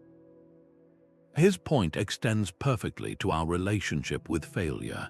If you seek the approval of an imaginary audience that expects perfect Stoic composure, you will be sidetracked by shame every time you fall short. But if your sole focus is on the sincere effort to live according to your nature, to practice virtue, then a stumble is merely data. It is not a verdict on your worth. It is simply the next repetition in your training, perhaps the most important one. We see this philosophy embodied in the lives of the great Stoics themselves, none of whom were perfect paragons of virtue. Consider the example of Cato the Younger, a Roman senator who was a staunch defender of the Republic and a dedicated practitioner of Stoicism. His life was a series of political failures and setbacks. He fought tirelessly against the rise of Julius Caesar and the erosion of republican values, and he lost repeatedly. He was ridiculed, outmaneuvered, and ultimately witnessed the cause he devoted his life to crumble into dust. His final failure was his suicide after Caesar's victory, a complex act that Stoics themselves debated. And yet, for centuries after, he was revered by Stoics not because he always won, but because of how he conducted himself in loss. He was consistent in his principles. He got back up after every political defeat and continued to fight for what he believed was right. His endurance was not in his winning streak, but in his unwavering return to the arena, his virtue intact regardless of the outcome. His failures did not define him, his response to them did. This perspective invites a powerful and immediate shift in how you relate to your own journey.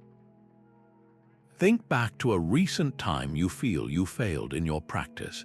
Perhaps you lost your temper with a loved one, or you spent an evening consumed by anxiety about something outside your control, or you gave in to a craving for comfort you had intended to resist.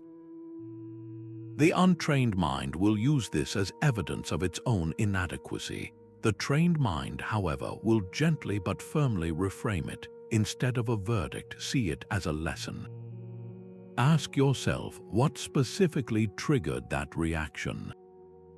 What was the story I told myself in that moment that led to the flinch? What virtue was I failing to practice? Was it patience, courage, or perhaps wisdom? And most importantly, what is one small, concrete step I can take to prepare for that same trigger the next time it appears? This transforms a moment of shame into a moment of strategic planning. You are no longer a failure. You are a student who has just received a valuable piece of information about where to focus your training efforts next. The fall is not the end of the story. It is the necessary prelude to getting up stronger.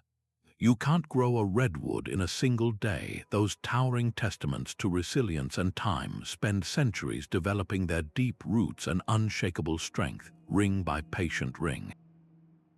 In exactly the same way, Stoic endurance is not built in moments of inspiration, but over the long, quiet seasons of consistent, patient effort.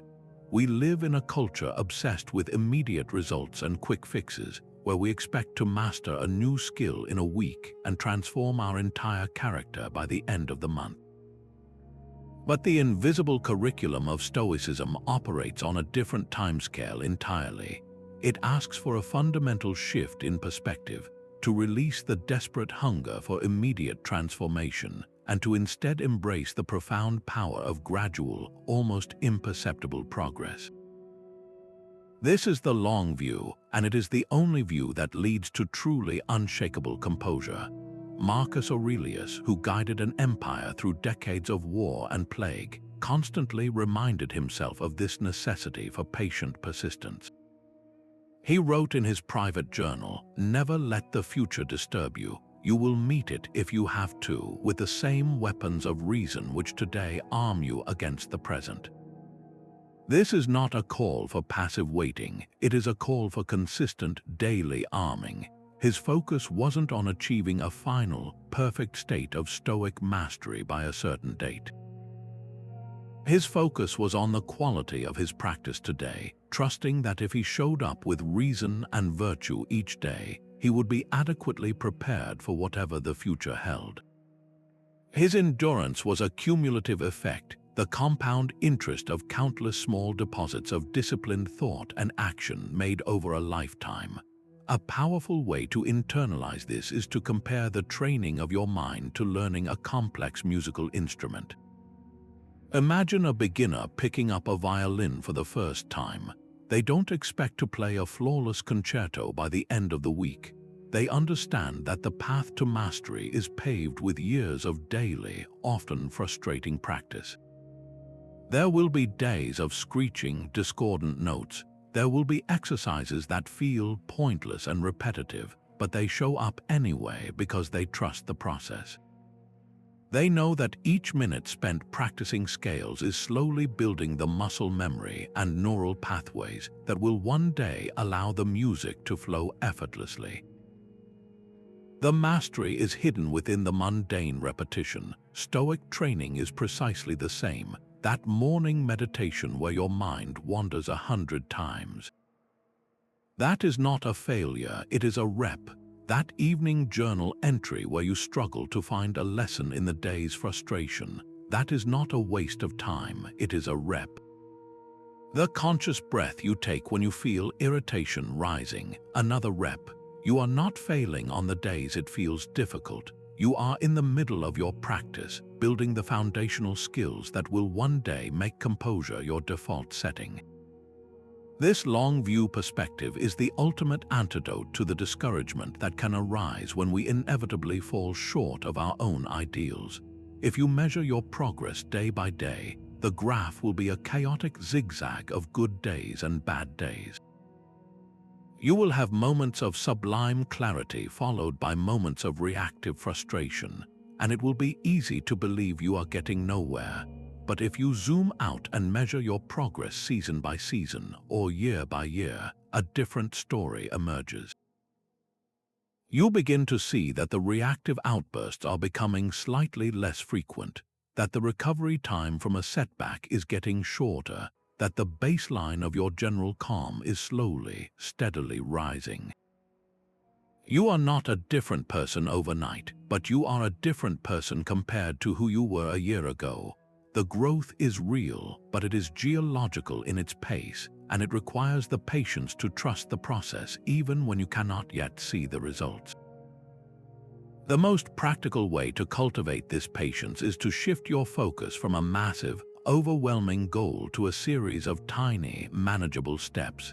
Instead of setting a goal to become a Stoic sage, which is too abstract and distant to be useful, set a goal to practice the Stoic Pause once every day for the next month. Or commit to writing 3 sentences in your journal each night for the next 60 days, or choose one small voluntary discomfort to embrace each week. These are not grand transformations, they are simple, concrete actions, but they are the bricks that will eventually build your inner citadel. Your long-term goal is the completed fortress, but your only true responsibility is to lay today's brick with care and attention. The completion of the structure is inevitable if you simply focus on the quality and consistency of your daily work. The seasons will pass, and you will find that the small, patient steps have carried you further than you ever thought possible, and the strength you have built will be as deep and enduring as the roots of that ancient redwood. How many of the fears and anxieties that plague your daily life actually stem from a simple, quiet want, a desire for something that lies entirely outside the circle of your control? This is the penetrating question at the heart of Stoic freedom. The philosophy presents a counterintuitive but incredibly powerful equation. The more you need to be happy, the more vulnerable you are to being unhappy. Every desire, every attachment to an external object, outcome, or circumstance is like handing the world a remote control to your inner peace. Someone can press the button of loss, the button of rejection, or the button of failure, and your emotional state instantly reacts. But what if you could take back those remotes? What if you could systematically reduce the number of things you need, thereby shrinking the number of buttons the world can push? This is the profound liberation that comes from minimizing your wants and focusing only on the true essentials. The Stoic teacher Epictetus, who began his life as a slave and thus understood the nature of external constraint better than most, laid out this principle with stunning clarity. He wrote, "Freedom is not achieved by satisfying desire, but by eliminating it." And in another powerful passage, he warned, "He is a wise man who does not grieve for the things which he has not, but rejoices for those which he has." If you wish to be free, therefore, learn to be easily satisfied with little. His point was not that we should live in utter poverty or deny ourselves all pleasure, but that we should vigilantly guard against the insidious creep of desire that transforms simple preferences into non-negotiable needs. When you believe you need a certain salary, a certain lifestyle, or a certain person's approval to be happy, you have effectively enslaved yourself to those things. Your contentment is held hostage by conditions in the external world that you can never fully command. The path to freedom is to break those chains by realizing that you already possess within yourself the only true essential for a good life, your capacity for virtue and rational choice.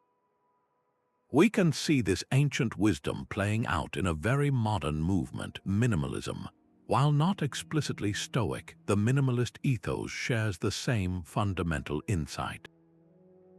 A person drowning in clutter and debt, constantly working to pay for a large house full of possessions they rarely use, is a perfect picture of Epictetus's slavery to desire.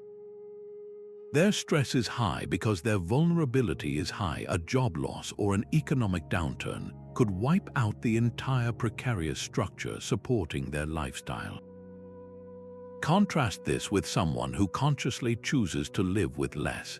They downsize their home, they curate their belongings to only what is truly useful or meaningful, and they prioritize experiences over acquisitions. The immediate result is often a dramatic reduction in daily stress. Why? Because they have systematically reduced their points of vulnerability. They need less money to sustain their life, so financial pressures lessen. They have fewer possessions to worry about, protect, and maintain, so mental clutter clears. Their sense of security and well-being becomes less dependent on external, fluctuating factors and more rooted in their own chosen way of being. This is Stoicism in action, using the principle of minimal needs to build a fortress of self-sufficiency that the outside world cannot easily breach. This practice is not about deprivation. It is about discerning the difference between what is truly necessary for a virtuous life and what is merely a preferred indifferent. The Stoics called things like health, wealth, and reputation preferred indifference. It's natural to prefer health over sickness, but our moral worth, our ability to act with courage, justice, and wisdom does not depend on them. We can be good and virtuous whether we are rich or poor. The goal is to want these things without needing them, to hold them lightly as temporary gifts that can be taken away at any moment without damaging our core self. When you reduce your needs to the bare essentials of character and reason, you become incredibly difficult to disturb. An insult cannot hurt you because you don't need the approval of the insulter. A financial setback is manageable because your happiness wasn't tied to lavish spending. A change of plans is an opportunity for flexibility, not a crisis, because your peace wasn't contingent on everything going exactly your way. So let's bring this from the philosophical to the deeply personal. Look closely at the landscape of your own wants and fears. Identify one non-essential desire that you have, perhaps unconsciously, elevated to the status of a need. Maybe it's the desire for a newer car, a larger social media following, or a specific promotion at work. Maybe it's the need to always be right in arguments or to be seen as the most competent person in the room. Now, imagine what would happen if you consciously decided to release your grip on that specific desire. Not to abandon the goal entirely, but to downgrade it in your mind from a must-have that controls your happiness to a nice-to-have that you can pursue with equanimity, whether you attain it or not. Feel the subtle but profound sense of space that creates within you. That space is freedom. That is the freedom of knowing that your worth and your peace are yours to define and protect, independent of the endlessly shifting world outside. A flinching mind instinctively scans the horizon for threats and lack, perpetually finding evidence of what is missing or could go wrong. A trained mind, in stark contrast, performs a different scan entirely. It searches for evidence of what is already present, sufficient, and good. This deliberate shift in focus from scarcity to abundance is not a naive form of positive thinking. It is a strategic Stoic exercise for fortifying mental peace. By systematically training our attention to notice and appreciate the blessings we already possess, we build a powerful bulwark against the anxiety that thrives on perceived insufficiency. This practice of gratitude is like strengthening your emotional immune system, making you less susceptible to the viruses of envy, discontent, and worry that so often disturb our peace. The Stoics, masters of mental discipline, incorporated this practice into the very fabric of their daily routines. Marcus Aurelius, despite the immense weight of leading an empire, began each day with a specific gratitude ritual. He would remind himself, when you arise in the morning, think of what a precious privilege it is to be alive, to breathe, to think, to enjoy, to love. This was not a fleeting, sentimental thought. It was a deliberate grounding exercise, a way of anchoring his mind in the fundamental goods of existence before facing the day's inevitable challenges and irritations. He would reflect on the people he could learn from, the virtues he could practice, and the simple fact of his own consciousness. By starting his day from a place of sufficiency, he inoculated himself against the petty desires and frustrations that could so easily derail a leader's focus. He was programming his default setting to abundance before the world had a chance to suggest lack. The modern application of this is beautifully simple and profoundly effective. One of the most accessible Stoic gratitude exercises is the daily practice of listing 3 things, however small, that are going well. This is not about ignoring real problems or pretending everything is perfect. It is about recalibrating your perspective to ensure you are seeing the full picture of your life, not just the problematic parts. Your list might include something as fundamental as the warmth of the sun on your skin, the comfort of a bed to sleep in, or the availability of clean water. It could be a moment of connection with a friend, the successful completion of a small task, or even the absence of a particular pain or worry in that moment. The content of the list is far less important than the act of consciously searching for it. This daily hunt for positive data points forces your brain to break its habitual pattern of scanning for threats. You are quite literally teaching your neural pathways to notice evidence of safety, provision, and goodness that was always there but previously filtered out. The true power of this practice is revealed in its cumulative effect over time. A single day of listing blessings might feel a little forced or intellectual. But after a week, you may start to notice yourself unconsciously looking for these moments throughout your day, anticipating what you might write down that evening. After a month, you may find that your baseline sense of contentment has noticeably elevated. Challenges and setbacks haven't disappeared, but they now occur against a backdrop of acknowledged good, which makes them feel more manageable and less catastrophic. You have built a reservoir of peace to draw from when times get hard. This is the ultimate fortification, not a denial of difficulty, but a deep, unshakable knowing that even within the difficulty, there are still elements of goodness and sufficiency to be found if you choose to look for them. The invitation is to move this ancient theory into your modern life through direct experience. For the next 7 days, make a pact with yourself to practice this Stoic ritual. Each morning, before you check your phone or dive into the day's demands, take just 90 seconds, grab a notebook or even a scrap of paper, and write down 3 specific things you feel grateful for. They do not need to be profound. The only rule is that they must be genuine. It could be the taste of your breakfast, the sound of birds outside your window, or the fact that you have a job to go to. Observe what this small act does to the quality of your morning mind. Does it create a slight pause? Does it soften the edges of a pre-existing anxiety? This is not about manufacturing happiness. It is about uncovering the contentment that is already available to you, hidden in plain sight, waiting only for your attention to bring it to life. Consider Seneca the Younger, a man who navigated the treacherous political landscape of ancient Rome, served as an advisor to the notoriously unstable Emperor Nero, faced exile to the barren island of Corsica, and was ultimately ordered to take his own life. Throughout this roller coaster of extreme fortune, his writings reveal not a man blessed with unshakable serenity by birth, but one who forged it through relentless, daily practice.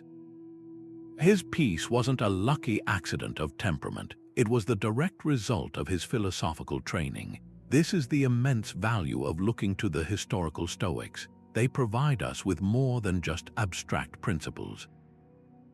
They offer us living blueprints, detailed case studies of how these principles are applied in the most trying of circumstances. We are not left to wonder what Stoic resilience looks like. We can see it in action, tested against exile, tyranny, and death itself. Studying their lives transforms Stoicism from a theoretical philosophy into a practical manual for endurance. We get to see the raw materials of a human life, fear, ambition, anger, grief, and witness how the Stoic toolkit can reshape those materials into something unbreakable. It's one thing to read the instruction, focus on what you can control, and another entirely to read Seneca's letters from exile, where he writes not of his misery over being unjustly banished, but of the unexpected opportunities it presented for study, writing, and self-examination. He exemplified his own teaching, written earlier, "A gem cannot be polished without friction, nor a man perfected without trials." He was demonstrating that the polishing process, however unpleasant, is what creates the final, gleaming result. We learn not just the rule, but the application of the rule under fire. We can see this same unyielding practice in the life of Epictetus. Born into slavery, his body literally owned by another, he embodied the ultimate Stoic paradox that the only true slavery is the enslavement of the mind. His famous quote, "It's not what happens to you, but how you react to it that matters," was not a platitude for him. It was the foundational truth upon which he built his entire existence. He had almost no control over his external circumstances, yet he cultivated an inner freedom so profound that his teachings would go on to influence an emperor. He lived the dichotomy of control so completely that his physical condition became irrelevant to his moral and mental state. His life is the ultimate testament to the idea that our circumstances do not define our peace, our judgments do. Even Marcus Aurelius, the most powerful man in the known world, used Stoicism not to enhance his power, but to manage the immense burden of it. His private journal, never intended for publication, shows us a man constantly wrestling with anxiety, frustration, and the temptations of corruption. He didn't write from a place of perfected wisdom, but from the trenches of his own daily practice. His meditations are filled with reminders to himself to be better, to be kinder, to be more patient, to focus on his duty. We see the emperor using the same basic exercises we've discussed: cognitive distancing, the discipline of assent, Premeditatio Malorum, to navigate the incredible stress of leading an empire through war and plague. His life shows us that no one, not even an emperor, is born with an unflinching mind. It is a quality that must be relentlessly trained, regardless of your station in life. This is the profound inspiration we can draw from their examples. Their calm was not a pre-existing condition, it was a hard-won achievement. They were not mythical figures of perfection, but flawed human beings who committed to a demanding discipline. They got frustrated, they felt fear, they faced temptation, and they practiced their way through it. This makes their wisdom incredibly accessible and deeply human. They are not asking us to become something we are not. They are showing us what we too can become with consistent effort. Their lives are the proof of concept for the entire Stoic curriculum. So let this be an invitation to find a guide. The Stoic tradition offers a rich gallery of characters, each with unique lessons to teach. Perhaps you are drawn to the practical, grounded wisdom of Epictetus, a man who turned profound limitation into limitless inner freedom. Maybe you resonate with Seneca, who applied Stoic principles amidst incredible wealth and political power, showing us how to use privilege without being corrupted by it. Or perhaps the weary, dutiful perseverance of Marcus Aurelius speaks to you, a model for how to lead and serve with integrity under immense pressure. Choose one, read their letters, their essays, or their journal. Study not just their words but their lives. Let their struggles and their hard-earned composure serve as a living blueprint for your own training. A powerful reminder that the unflinching mind is always, without exception, a product of practice. Your words are not just sounds you make, they are the direct echo of your inner state, a real-time broadcast of the quality of your mind. When your speech is frantic, reactive, and cluttered, it is almost certain that your thoughts are too. The Stoics recognized this intimate connection and turned their attention to a powerful but often overlooked training ground, our communication. They understood that training your speech is not about learning eloquence for its own sake. It is a fundamental discipline for training your peace. Every word you choose to speak or not to speak is either a brick in the foundation of your inner citadel or a crack in its walls. By bringing intentional awareness to your communication, you are not just being polite, you are actively fortifying your resilience against the internal and external turmoil that reactive language creates. This practice of guarding one's speech is rooted in the core Stoic virtue of self-control, and few emphasized it more than Epictetus. He provided a beautifully simple yet profoundly challenging rule for his students. Let your speech be such that you would not be ashamed to be overheard by your enemies. Just sit with that standard for a moment. It's not about being formal or overly cautious. It's about achieving a level of integrity and composure in your communication that is so unshakable. It remains impeccable even under the scrutiny of those who wish you harm. He further advised, be for the most part silent or speak merely what is necessary and in few words. This is the essence of the Stoic pause applied directly to conversation. It is the discipline of creating that crucial space between the impulse to speak and the act of speaking, using that gap to evaluate whether your words are truly necessary, kind, and true. This isn't suppression, it is the thoughtful curation of your own expression. Imagine a common conflict that could unfold in TWO Chinese letter Chinese letter Chinese letter Chinese letter Chinese letter WOYS.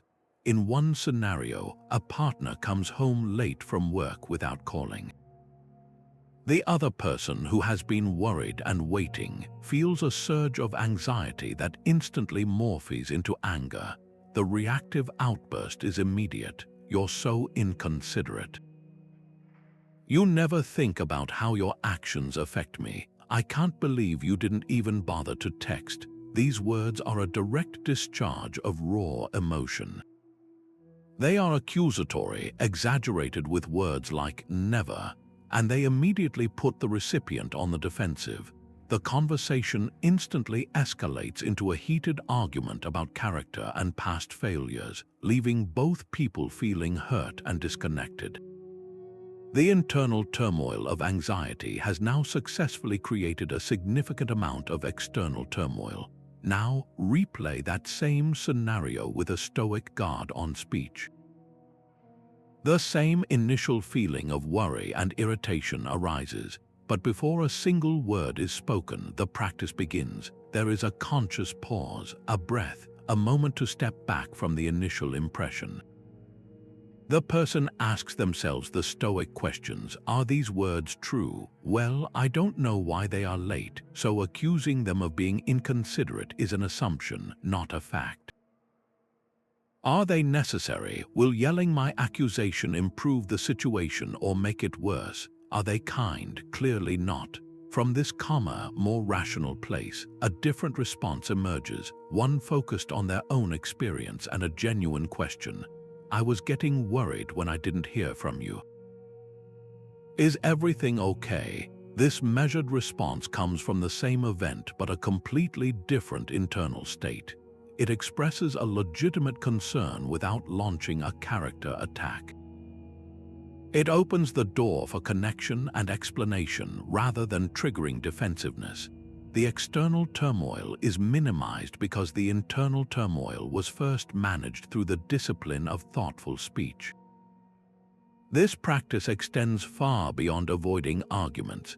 It includes resisting gossip, which the Stoics saw as a toxic form of passivity and a misuse of our rational faculty. It means avoiding complaining, which reinforces a sense of victimhood and powerlessness. It involves eschewing exaggeration and dramatic language, which inflame our own emotions and distort reality. Every time you choose not to participate in a negative conversation, every time you opt for a simple, truthful statement over a flowery or manipulative one, you are not just communicating effectively, you are conducting a live training session in self-mastery. You are proving to yourself that you are in command of your impulses. The challenge, then, is to make this training tangible. For the next 24 hours, commit to a day of intentional, minimal speech. This doesn't mean becoming mute or antisocial. It means making a conscious decision that before you speak, you will apply the filter of Epictetus. Pause and ask, does this need to be said by me right now? Is it true? Is it necessary? Is it kind? you will be amazed at how much of our everyday conversation is automatic, unnecessary, or fueled by a subtle desire for approval or a release of nervous energy. Notice the urge to complain about the weather, to gossip about a coworker, to interrupt someone else's story, or to fill a comfortable silence with meaningless chatter. By choosing silence or purposeful words over this automatic noise, you do more than improve your communication. You send a powerful message to your own mind that it is in charge. You are training your peace by first training the very thing that so often betrays it, your tongue. When storms hit, principles are your anchor, not feelings. This is the profound stability that Stoicism offers in a world of emotional turbulence. Our feelings are like the weather, constantly changing, often intense, and ultimately unreliable as a guide for action. They can be triggered by a bad night's sleep, a misunderstood comment, or even the day's weather.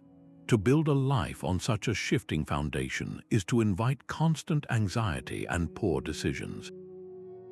But principles deeply held, clearly defined values like justice, courage, wisdom, and temperance are different.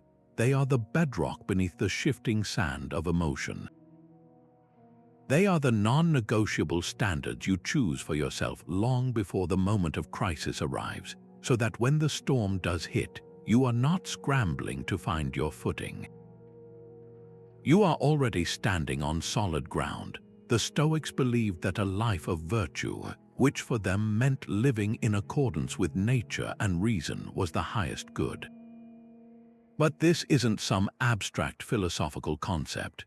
It becomes incredibly practical the moment you define what those virtues look like in your own daily life. What does courage mean to you in the context of your career? Does it mean speaking up in a meeting when you see a potential ethical issue, even if it might be unpopular? What does justice mean in your relationships? Does it mean listening fully to someone you disagree with, rather than preparing your rebuttal while they speak? Defining these core values is the essential first step in building your anchor. It's the process of writing your own personal constitution, a set of laws for your own behavior that will remain constant regardless of the emotional climate around you. Marcus Aurelius, who faced more daily pressure and temptation than most of us ever will, constantly returned to this touchstone. He counseled himself, "Let your guiding principle be the demands of your own nature and those of the nature of the rational being. Let reason be your guide." His journal was filled with these reminders because he knew the immense gravitational pull of emotional reactivity, of the easy path of compromise. He understood that in the heat of the moment, when fear is screaming to play it safe or anger is demanding retaliation, the only thing that can save you from yourself is a pre-committed principle. You cannot reason with a storm, but you can trust your anchor. His practice was to reconnect with his principles each morning, to tie himself to the mast before sailing into the day's potential temptations. Consider a modern scenario where this anchor makes all the difference. Imagine a manager in a corporate setting is under immense pressure from superiors to hit an aggressive quarterly target. The easy path, the one his anxiety might push him toward, is to cut corners. Perhaps he could pressure his team to work unsustainable hours, fudge some numbers in a report, or approve a product launch he knows has unresolved issues. The emotional storm is real fear of losing his job, anxiety about disappointing his bosses, the desire to look successful. Without an anchor, he is adrift in this storm, likely to be carried wherever the strongest current of fear takes him. But if he has a clearly defined principle of integrity, one he has written down and reflected upon, the calculation changes. The question is no longer, what is the easiest way to avoid pain? It becomes, what action aligns with my core value of integrity? The principle doesn't make the external pressure disappear, but it gives him a stable point of reference from which to make a decision. He might choose to have a difficult conversation with his superiors about realistic timelines, or to transparently report the challenges his team is facing. He acts from principle, not from panic. The outcome might still be challenging, but he will emerge from the storm with his integrity intact, which is a victory no missed target can ever take away. This is the power of living by principle. It prevents the slow, corrosive compromise of your character that happens one small, justifiable exception at a time. Each time you choose a principle over a passing feeling, you strengthen your moral core and make the next choice easier. You are not suppressing your emotions, you are simply choosing a wiser, more stable counselor to have the final say.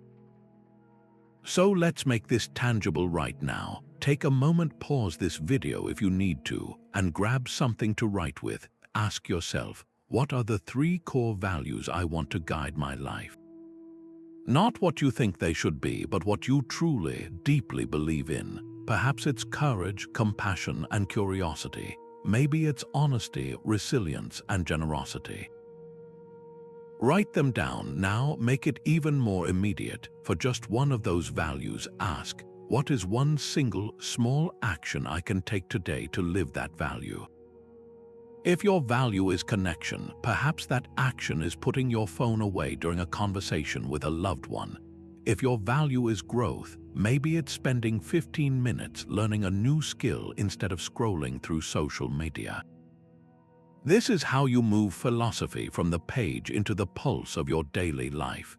You are not just thinking about your anchor, you are casting it into the water, securing yourself against the storms, and discovering the unshakable peace that comes from knowing who you are and what you stand for, regardless of what the day may bring. Try 5 minutes of silence today and discover the profound clarity it can bring. In a world that constantly demands our attention with notifications, chatter, and endless stimulation, this simple act can feel strangely radical. But for the Stoics, intentional silence was not a radical act. It was a foundational training exercise, a deliberate withdrawal from the noise of the external world to strengthen the discernment and peace of the internal one. They understood that a mind constantly bombarded by input has little space to think its own thoughts, to distinguish between important and trivial, or to hear the quiet voice of reason over the din of reactivity. This practice of stillness is not about emptying the mind or achieving a mystical state. It is about creating a buffer zone, a quiet chamber where your judgments can form without being immediately shouted down by the world's chaos. Seneca, in his letters to his friend Lucilius, spoke directly to the immense value of this inward retreat.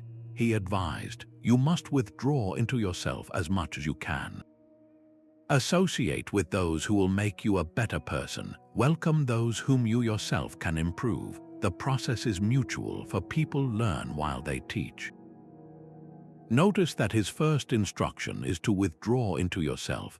He saw this not as an antisocial act, but as a necessary preparation for more virtuous engagement with others. By first finding stillness within, you purify your own judgments and reactions, ensuring that when you do step back into the social fray, you are not simply adding to the noise, but contributing from a place of calm integrity. The silence he advocates for is the fertile ground in which self-awareness and rational thought can grow, allowing you to become a better person for yourself and, consequently, for everyone you interact with. A powerful and accessible way to integrate this into modern life is through the practice of a daily silent walk. This requires no special equipment, apps, or allotted time. You simply convert an existing activity into a training session. The next time you walk your dog, commute to work, or just need some fresh air, leave the headphones at home. Don't pop in a podcast or make a phone call. Just walk. At first, your mind will likely rebel. It will serve up a frantic playlist of to-do lists, replayed conversations, and random anxieties. This is normal.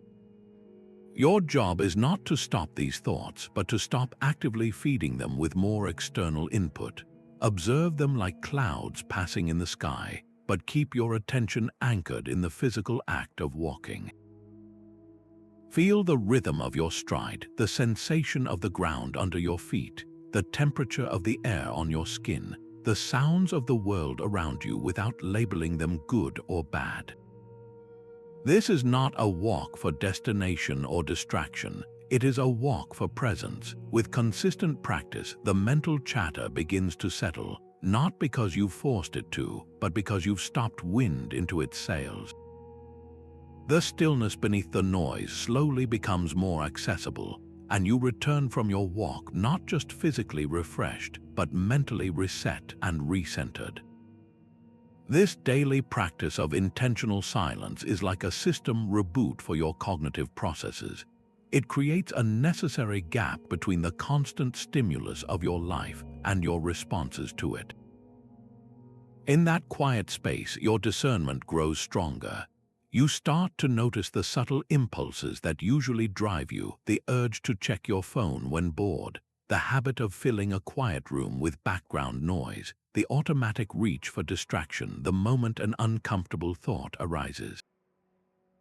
By consciously choosing not to follow these impulses for a short period each day, you weaken their hold on you. You prove to yourself that you can tolerate stillness and even find a deep sense of peace within it. This builds a resilience that flows into every other area of your life, giving you the mental space to choose your responses rather than being hijacked by your reactions. The challenge, then, is to move this ancient idea from concept to lived experience. This week, I invite you to consciously incorporate just a few minutes of intentional silence into your daily routine. It doesn't have to be a full meditation session if that feels daunting. It could be sitting in your car for 2 minutes after you park before going inside, simply listening to the silence.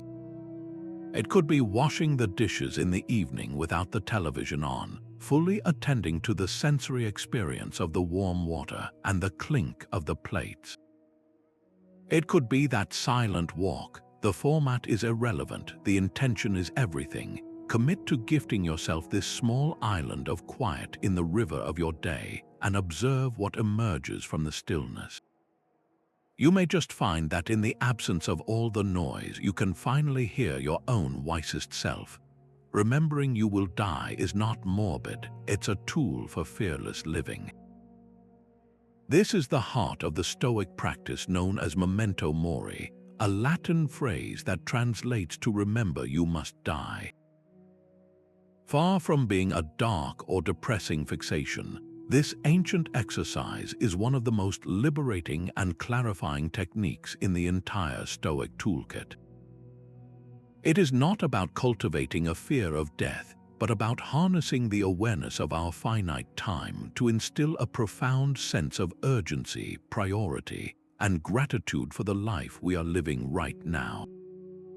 The constant, low-grade hum of anxiety that so often accompanies modern life is frequently just the fear of insignificant things, what people think of us, whether we're missing out, the minor irritations of daily routines.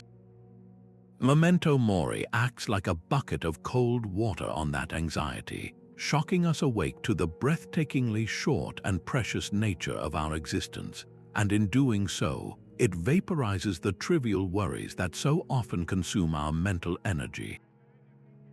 Marcus Aurelius, the philosopher-emperor, regularly turned to this thought to ground himself in what truly mattered. He wrote in his private meditations, "You could leave life right now. Let that determine what you do and say and think." This was not a morbid suggestion, but a practical one. He was reminding himself that the ever-present possibility of death is the ultimate lens for bringing life into sharp focus. If this moment, this day, could genuinely be your last, how would your priorities shift? The meeting that feels so urgent suddenly seems less important than telling your family you love them. The petty grievance you've been holding onto feels too heavy and wasteful to carry for even one more second. The project you've been procrastinating on because you're afraid of failure suddenly demands to be started, because the real failure would be never trying at all. This practice systematically dismantles the habit of postponing your life for a hypothetical future that is never guaranteed. We can see the incredible power of this perspective at work in the lives of people who have faced a real brush with mortality, such as a serious health diagnosis or a near-death experience. While these are involuntary shocks, they often produce a radical and positive shift in perspective that psychologists call post-traumatic growth.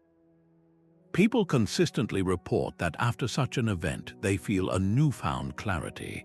They stop sweating the small stuff. They have the courage to leave unfulfilling jobs, repair broken relationships, and finally pursue passions they had put on hold for someday. They start living with a presence and intensity that was absent before. Memento Mori is the voluntary, daily practice of inviting that same clarity without the trauma. It's a scheduled appointment with your own mortality designed to ensure you don't need a crisis to remind you how to live. This practice is the ultimate antidote to procrastination on the things that matter most. We often delay working on our most important goals, writing that book, starting that business, mending that friendship, taking that trip, because we tell ourselves we have plenty of time. We operate from an assumption of a long, indefinite future. Memento Mori shatters that assumption. It asks the simple, piercing question, what if you don't? This isn't meant to induce panic, but to inspire action. It confronts the comforting lie of later with the invigorating truth of now. When you internalize the fact that your time is limited and precious, you become fiercely protective of it. You start to say no to distractions, obligations, and people that drain your energy without adding meaning. You become a better steward of your own life, investing your hours instead of merely spending them. So let's bring this from the philosophical to the deeply personal. I want you to press pause for just a moment in your mind. Don't just hear this question, truly sit with it. If you had strong reason to believe that today was genuinely your last, what would you do differently? Not in a dramatic, movie-like sense, but in the quiet, real choices of an ordinary day. Would you be more patient with your children? Would you finally make that difficult phone call to apologize? Would you spend an hour working on your dream instead of scrolling through social media?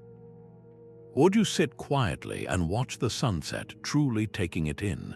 Your honest answers to these questions are a direct map to your deepest values. They show you the gap between how you are currently living and how you wish to be living. This gap is not a cause for self-judgment, but for course correction. The purpose of this reflection is not to fill you with regret for past inaction, but to fill you with purpose for the actions you can take today, right now, in the time you are certain you have.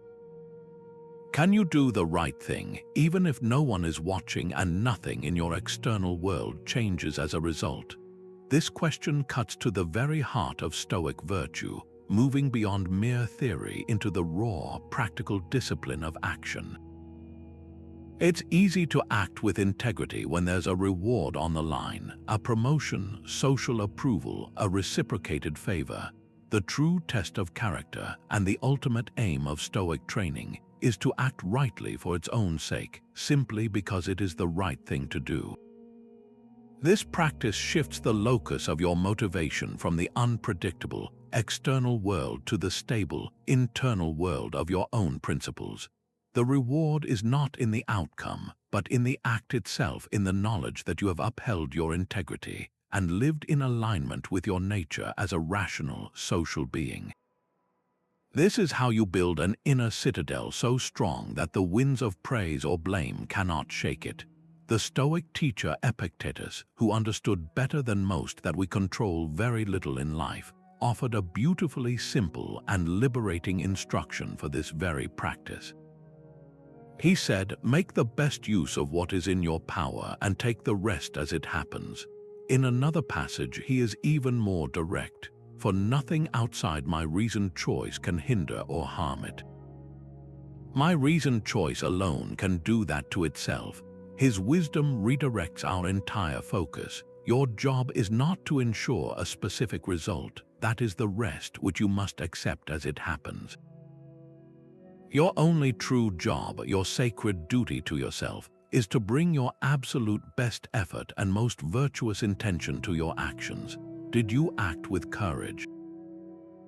Did you choose justice? Did you exercise wisdom? If the answer is yes, then the action is complete and successful, regardless of the external outcome.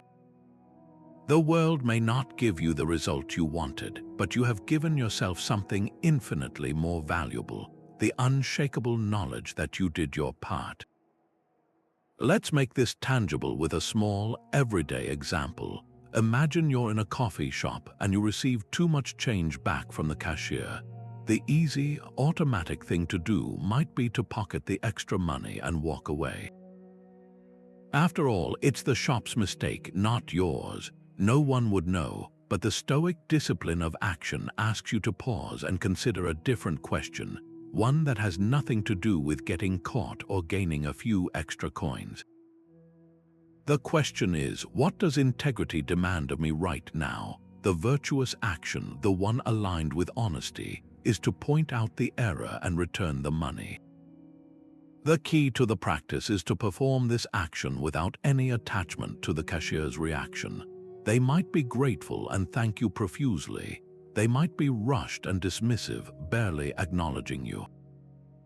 They might even be suspicious, wondering why you're telling them. Your action remains exactly the same. Your integrity is not measured by their gratitude. It is measured solely by your choice to act honestly. The reward is the internal feeling of congruence, the quiet satisfaction of knowing your actions matched your values. This is the essence of acting for virtue's own sake.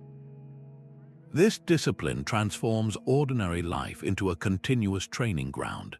It's not about grand, heroic gestures that get public recognition. It's about the countless small, invisible choices you make throughout the day. It's choosing to do your work diligently even when your boss isn't monitoring you. It's speaking kindly about someone who isn't in the room. It's picking up a piece of litter on the sidewalk, not for praise, but because you value a clean environment. Each of these small acts is a rep in the gym of your character.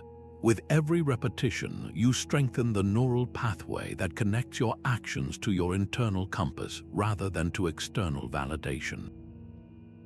You are building the muscle of intrinsic motivation, which is the foundation of genuine freedom.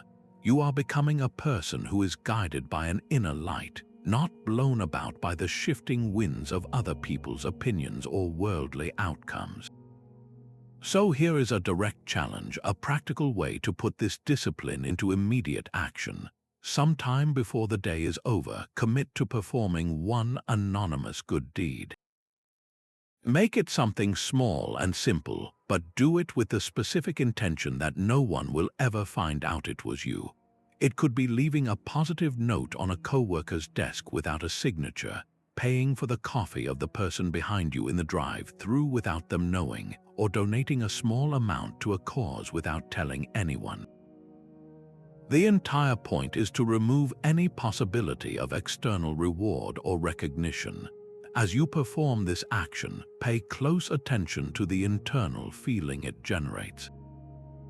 Notice the quiet, private satisfaction that comes from acting solely because it is good, not because it is seen. This is the pure, unadulterated reward of virtue that the Stoics spoke of.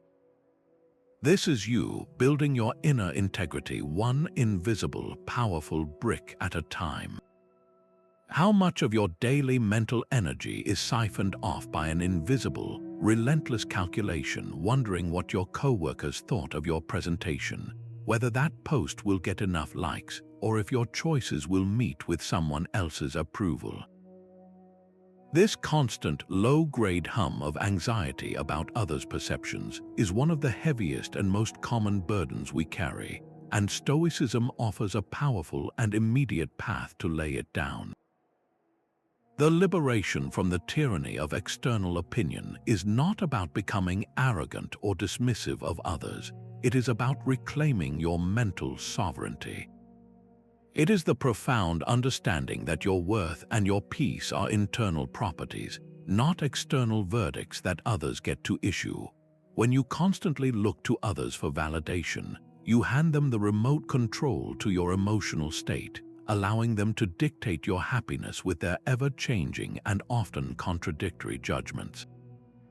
The Stoics provided a clear and practical technique for this liberation: the rigorous differentiation between self-evaluation and external validation. Self-evaluation is the internal audit you perform based on your own defined principles. Did I act with courage? Was I fair? Did I do my best with the resources I had? This process is based on facts and your own chosen values, and it is entirely within your control. External validation, on the other hand, is the frantic and futile attempt to measure your worth by the unpredictable and fickle opinions of others. It's trying to read your score in the shifting expressions and offhand comments of people who are often too preoccupied with their own performance to even be watching yours. The Stoic practice is to consciously withdraw your energy from the second endeavor and reinvest it entirely in the first. You stop asking, "What will they think?" and start asking, "Does this action align with my principles?" Marcus Aurelius, a man whose every action was scrutinized by an entire empire, constantly had to reinforce this mental boundary within himself. In his private meditations, he offered a powerful mantra for this exact purpose: "It never ceases to amaze me. We all love ourselves more than other people, but care more about their opinion than our own." He then counseled himself, "You have been formed of 3 parts: body, breath, and mind. Of these, the first 2 are yours insofar as you must take care of them, but only the third is truly yours."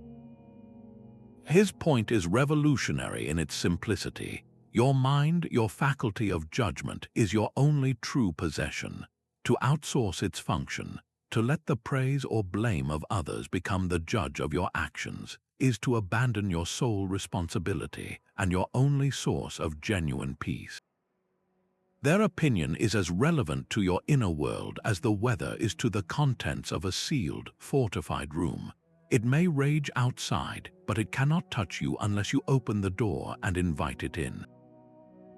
Consider the stark contrast between 2 people approaching the same social situation. One person is a chronic people-pleaser. They enter a party, and their entire evening is a performance, a subtle calibration of their personality, opinions, and even laughter to win the approval of whoever they are speaking with. They agree with debates they don't believe in, laugh at jokes they don't find funny, and leave the event feeling drained, inauthentic, and anxious, replaying every conversation to see if they said the right thing. Their behavior is a prison of their own making, with each person's potential judgment acting as a bar. Now, picture someone who acts from principle. They enter the same party anchored by their own values, perhaps kindness, curiosity, and authenticity. They engage in conversations they genuinely find interesting. They express their true opinions respectfully, and they are equally comfortable in silence. They are not there to perform for an audience, but to connect with others from a place of inner security.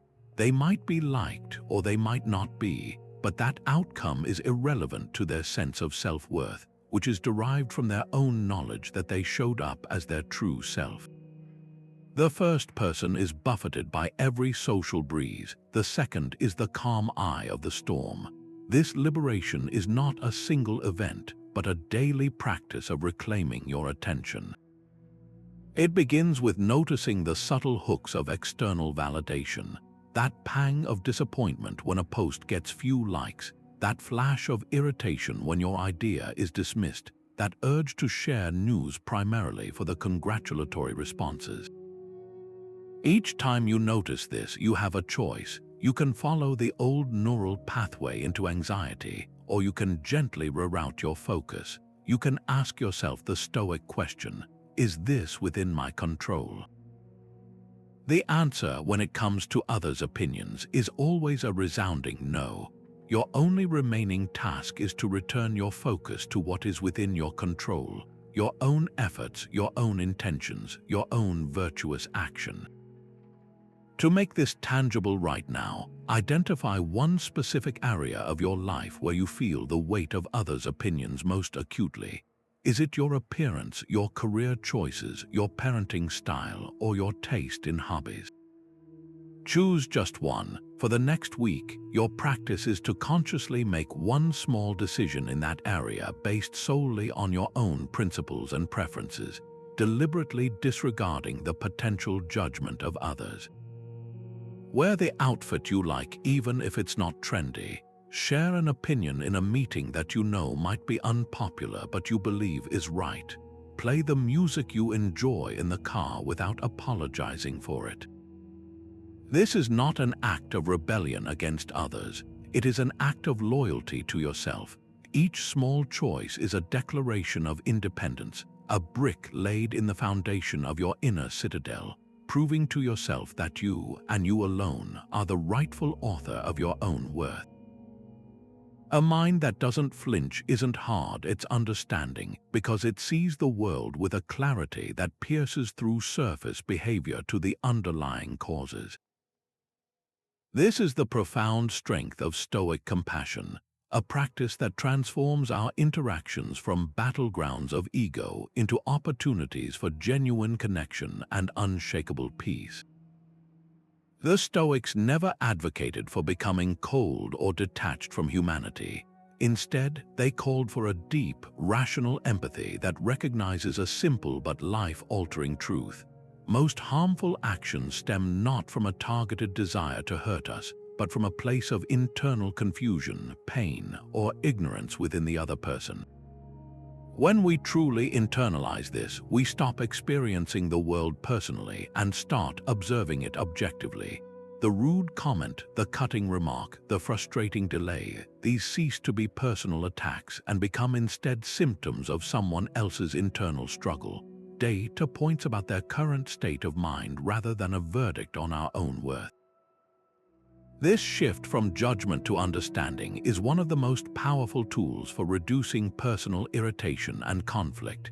Every time we judge someone, labeling them as selfish, incompetent, or malicious, we inject a dose of poison into our own system.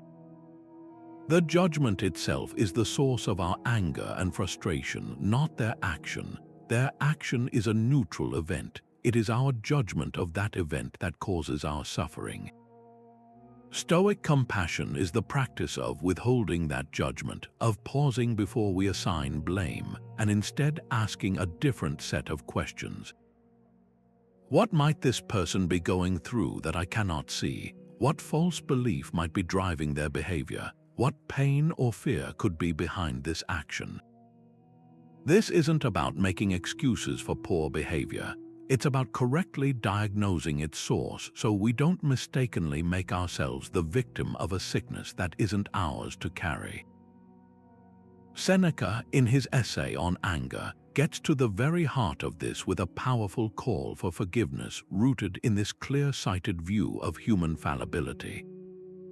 He writes, "We are all wicked. What each of us condemns in others, we do ourselves. We are angry because we are too proud. We deem ourselves injured. Let us forgive the wrongdoing of others and first of all our own. Why should I be angry with a man for loving himself more than he loves me? His insight is breathtaking." He frames harmful actions not as unique sins against us, but as universal human errors born from a misplaced sense of self-interest and a fundamental ignorance of what is truly good. The person who cut you off in traffic isn't targeting you. They are lost in their own narrative of hurry and self-importance. The colleague who takes credit for your idea is likely acting from a deep-seated insecurity and a fear of being overlooked. Seeing this doesn't mean you condone the action, but it completely defangs the emotional sting. You are no longer the star of their story. You are a bystander to their internal conflict. Imagine a practical scenario. You're in a store and a cashier snaps at you for a simple question, their tone impatient and dismissive. The automatic, flinching response is to take it personally. Your ego feels the slight, and you might snap back or at the very least seethe with irritation, allowing this stranger's bad mood to ruin the next hour of your day. Now apply the lens of Stoic compassion. Instead of seeing a rude person, you see a person who is likely overworked, underpaid, stressed, or perhaps dealing with a personal crisis you know nothing about. Their behavior is not about you, it is an overflow of their own internal state. From this perspective, you have a choice. You could offer a genuine, kind word. You look like you're having a tough day. I hope it gets better. Or you could simply say nothing, pay for your items, and walk away completely unaffected, your inner peace intact because you correctly identified their outburst as their weather, not yours. You have exercised strength not by fighting back but by understanding. This practice is the ultimate expression of the dichotomy of control applied to human relationships. You cannot control another person's behavior, their mood, or their judgments, but you have absolute control over your interpretation of their behavior and your response to it. Choosing compassion is not a sign of weakness. It is the highest form of strength because it demonstrates a mastery over your own perceptions.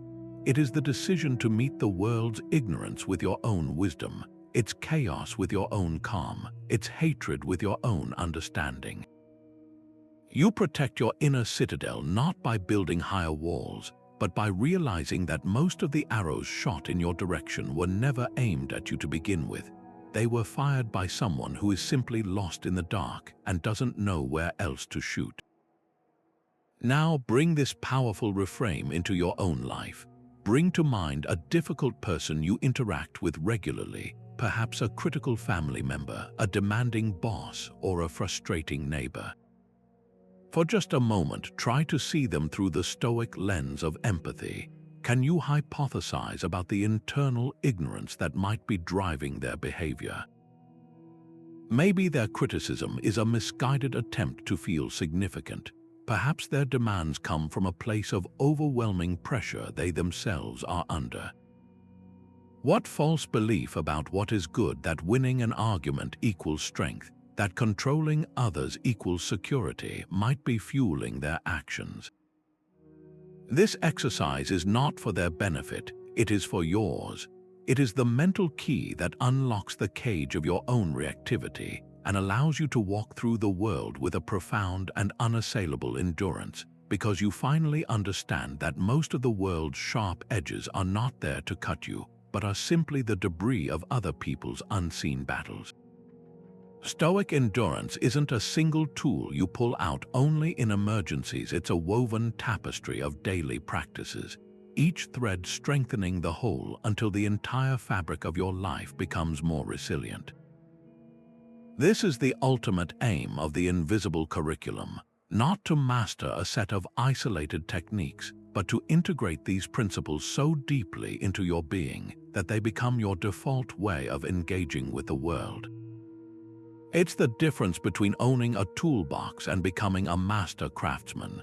The tools are necessary, but true artistry emerges when their use becomes instinctive, a seamless extension of your intention and skill. The practices we've explored, the cognitive pause, voluntary discomfort, mindful reflection, are not items on a checklist to be completed. They are individual movements in a single, continuous dance of conscious living, each one informing and reinforcing the others until the distinction between practice and life itself begins to blur. This holistic integration is what transforms philosophical theory into lived wisdom, a point the Stoics themselves emphasized relentlessly. Epictetus drew a crucial line between those who merely talk about philosophy and those who actually live it. He stated, if you didn't learn these things in order to demonstrate them in practice, what did you learn them for? His challenge cuts to the heart of a purely intellectual engagement with Stoicism. It's not enough to be able to quote Marcus Aurelius or analyze Seneca's letters if, the moment you are cut off in traffic or receive critical feedback, you react with the same old patterns of anger and defensiveness. The real work, the true measure of your practice, happens in the space between stimulus and response, in the countless micro-decisions you make throughout an ordinary day. Philosophy that isn't lived is merely entertainment, a pleasant diversion that leaves your character untouched. The goal is to let Stoicism seep out of the books and into your bones, to become the invisible lens through which you see every event, every interaction, and every challenge. The beauty of this integration is that it doesn't require grand, sweeping changes that disrupt your entire life. In fact, it thrives on the opposite, the subtle, almost invisible weaving of practice into the existing fabric of your routine. Your daily commute, often a source of frustration, can be transformed into a mobile classroom for patience and observation. Instead of fuming in traffic, you can use that time to practice acquiescence to things outside your control, or to observe your own rising irritation with detached curiosity, treating it as a training exercise in emotional regulation.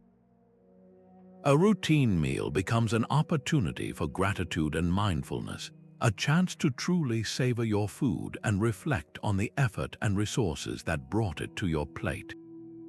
Even waiting in line at the grocery store can be repurposed as a minute for a quick mental audit. Are you present, or are you lost in thought? Are you wishing this moment away, or are you accepting it as a neutral part of your day?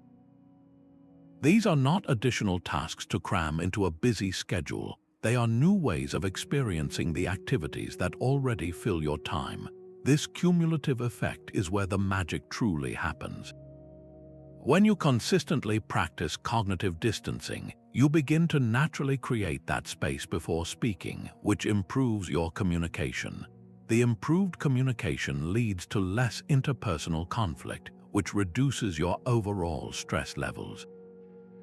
The reduced stress makes it easier to engage in voluntary discomfort, which in turn builds greater resilience, making future stressors feel less intimidating. Each practice supports and elevates the others, creating an upward spiral of composure and strength.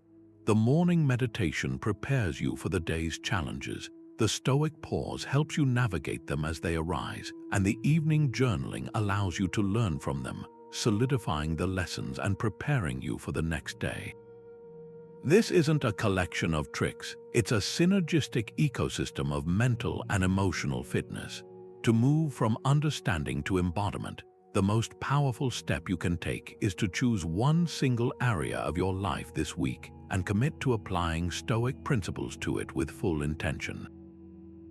Don't try to overhaul everything at once. Perhaps choose your professional life. For the next 7 days, make a conscious effort to apply the dichotomy of control to every task and interaction at work.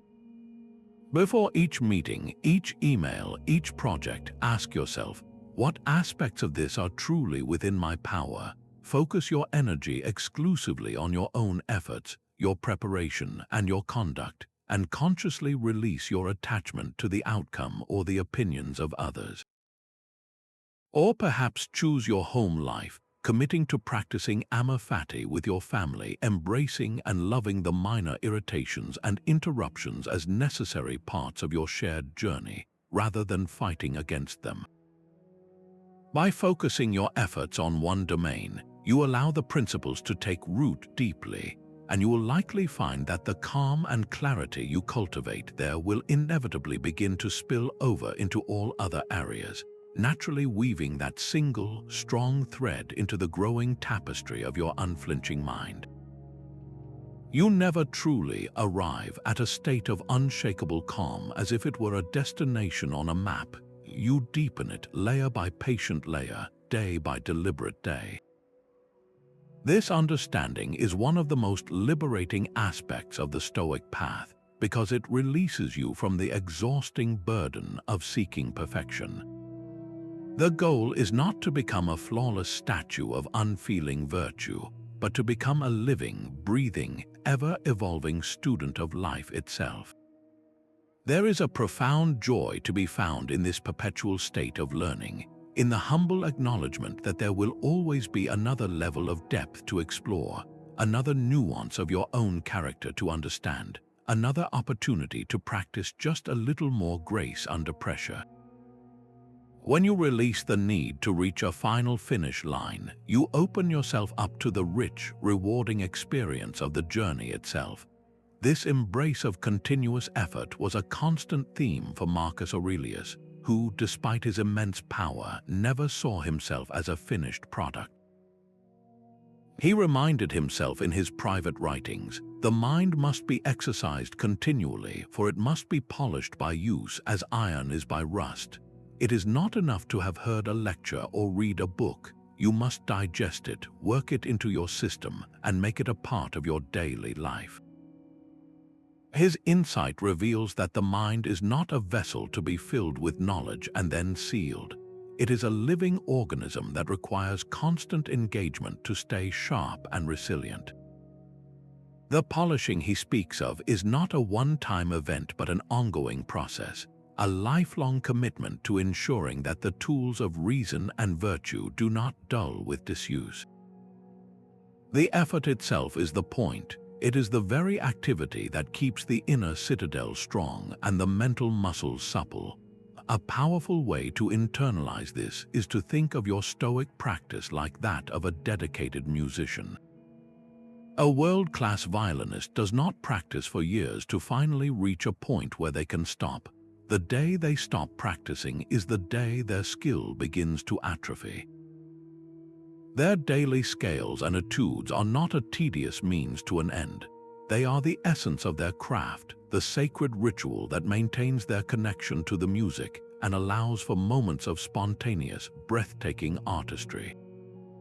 In the same way, your daily Stoic exercises, the morning meditation, the evening journaling, the conscious pauses are not chores to be completed on the way to some mythical state of perfection.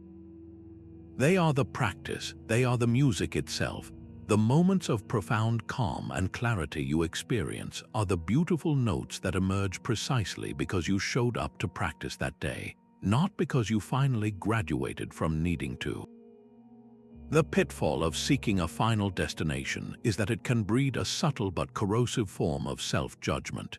You might have a week where you feel you navigated every challenge with perfect composure, only to have a single moment of reactive anger and then label the entire week a failure.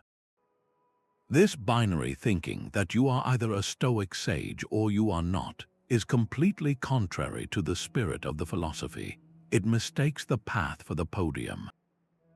The true measure of your progress is not the absence of stumbles, but the speed and grace with which you regain your footing and the depth of the lesson you learn from the stumble itself.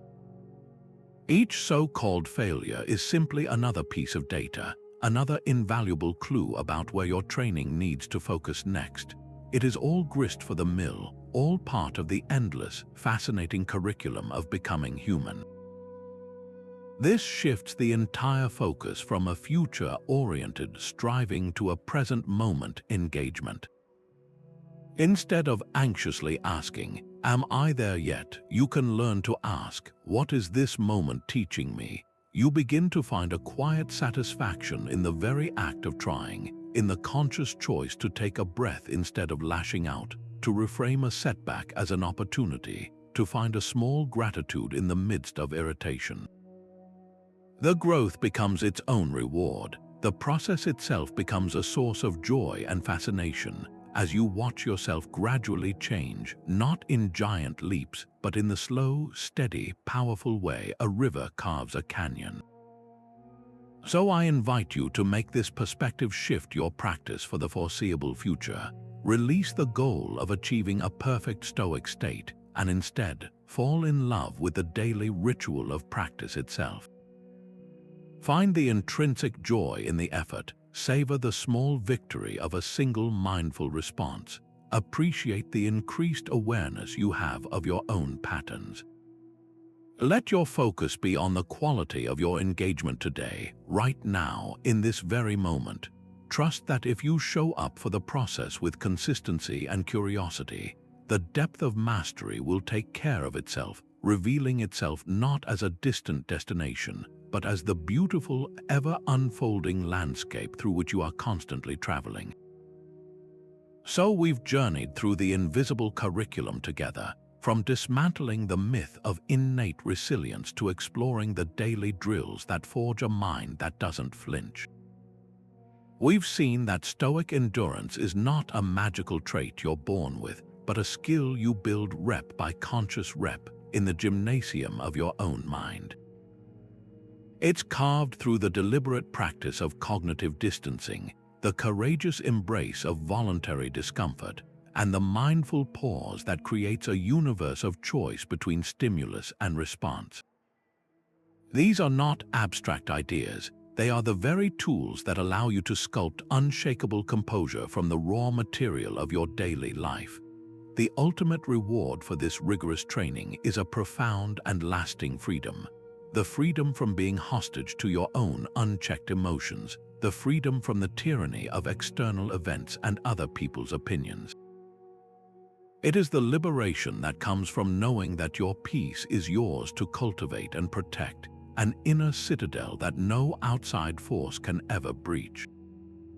This is the promise of Stoicism, that you can face any circumstance not with a cold heart, but with a calm and clear mind, capable of choosing virtue and reason no matter the chaos swirling around you.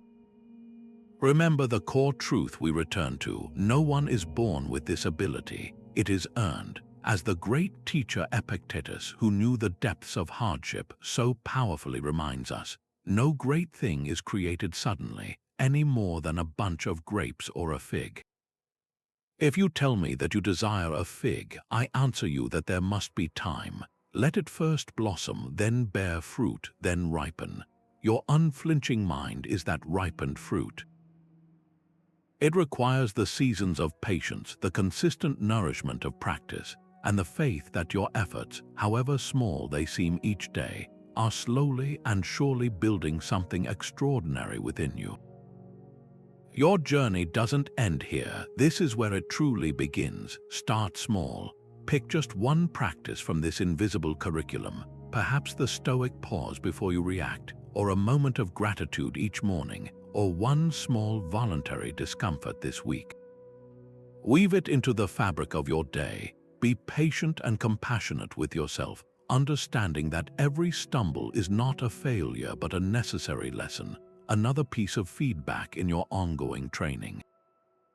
This is a path of progress, not perfection. If you're ready to continue this work and deepen your practice, consider subscribing to this channel for more insights to guide you. And I would truly love to hear from you. Share your own experiences, your small victories, and the challenges you're facing in the comments below.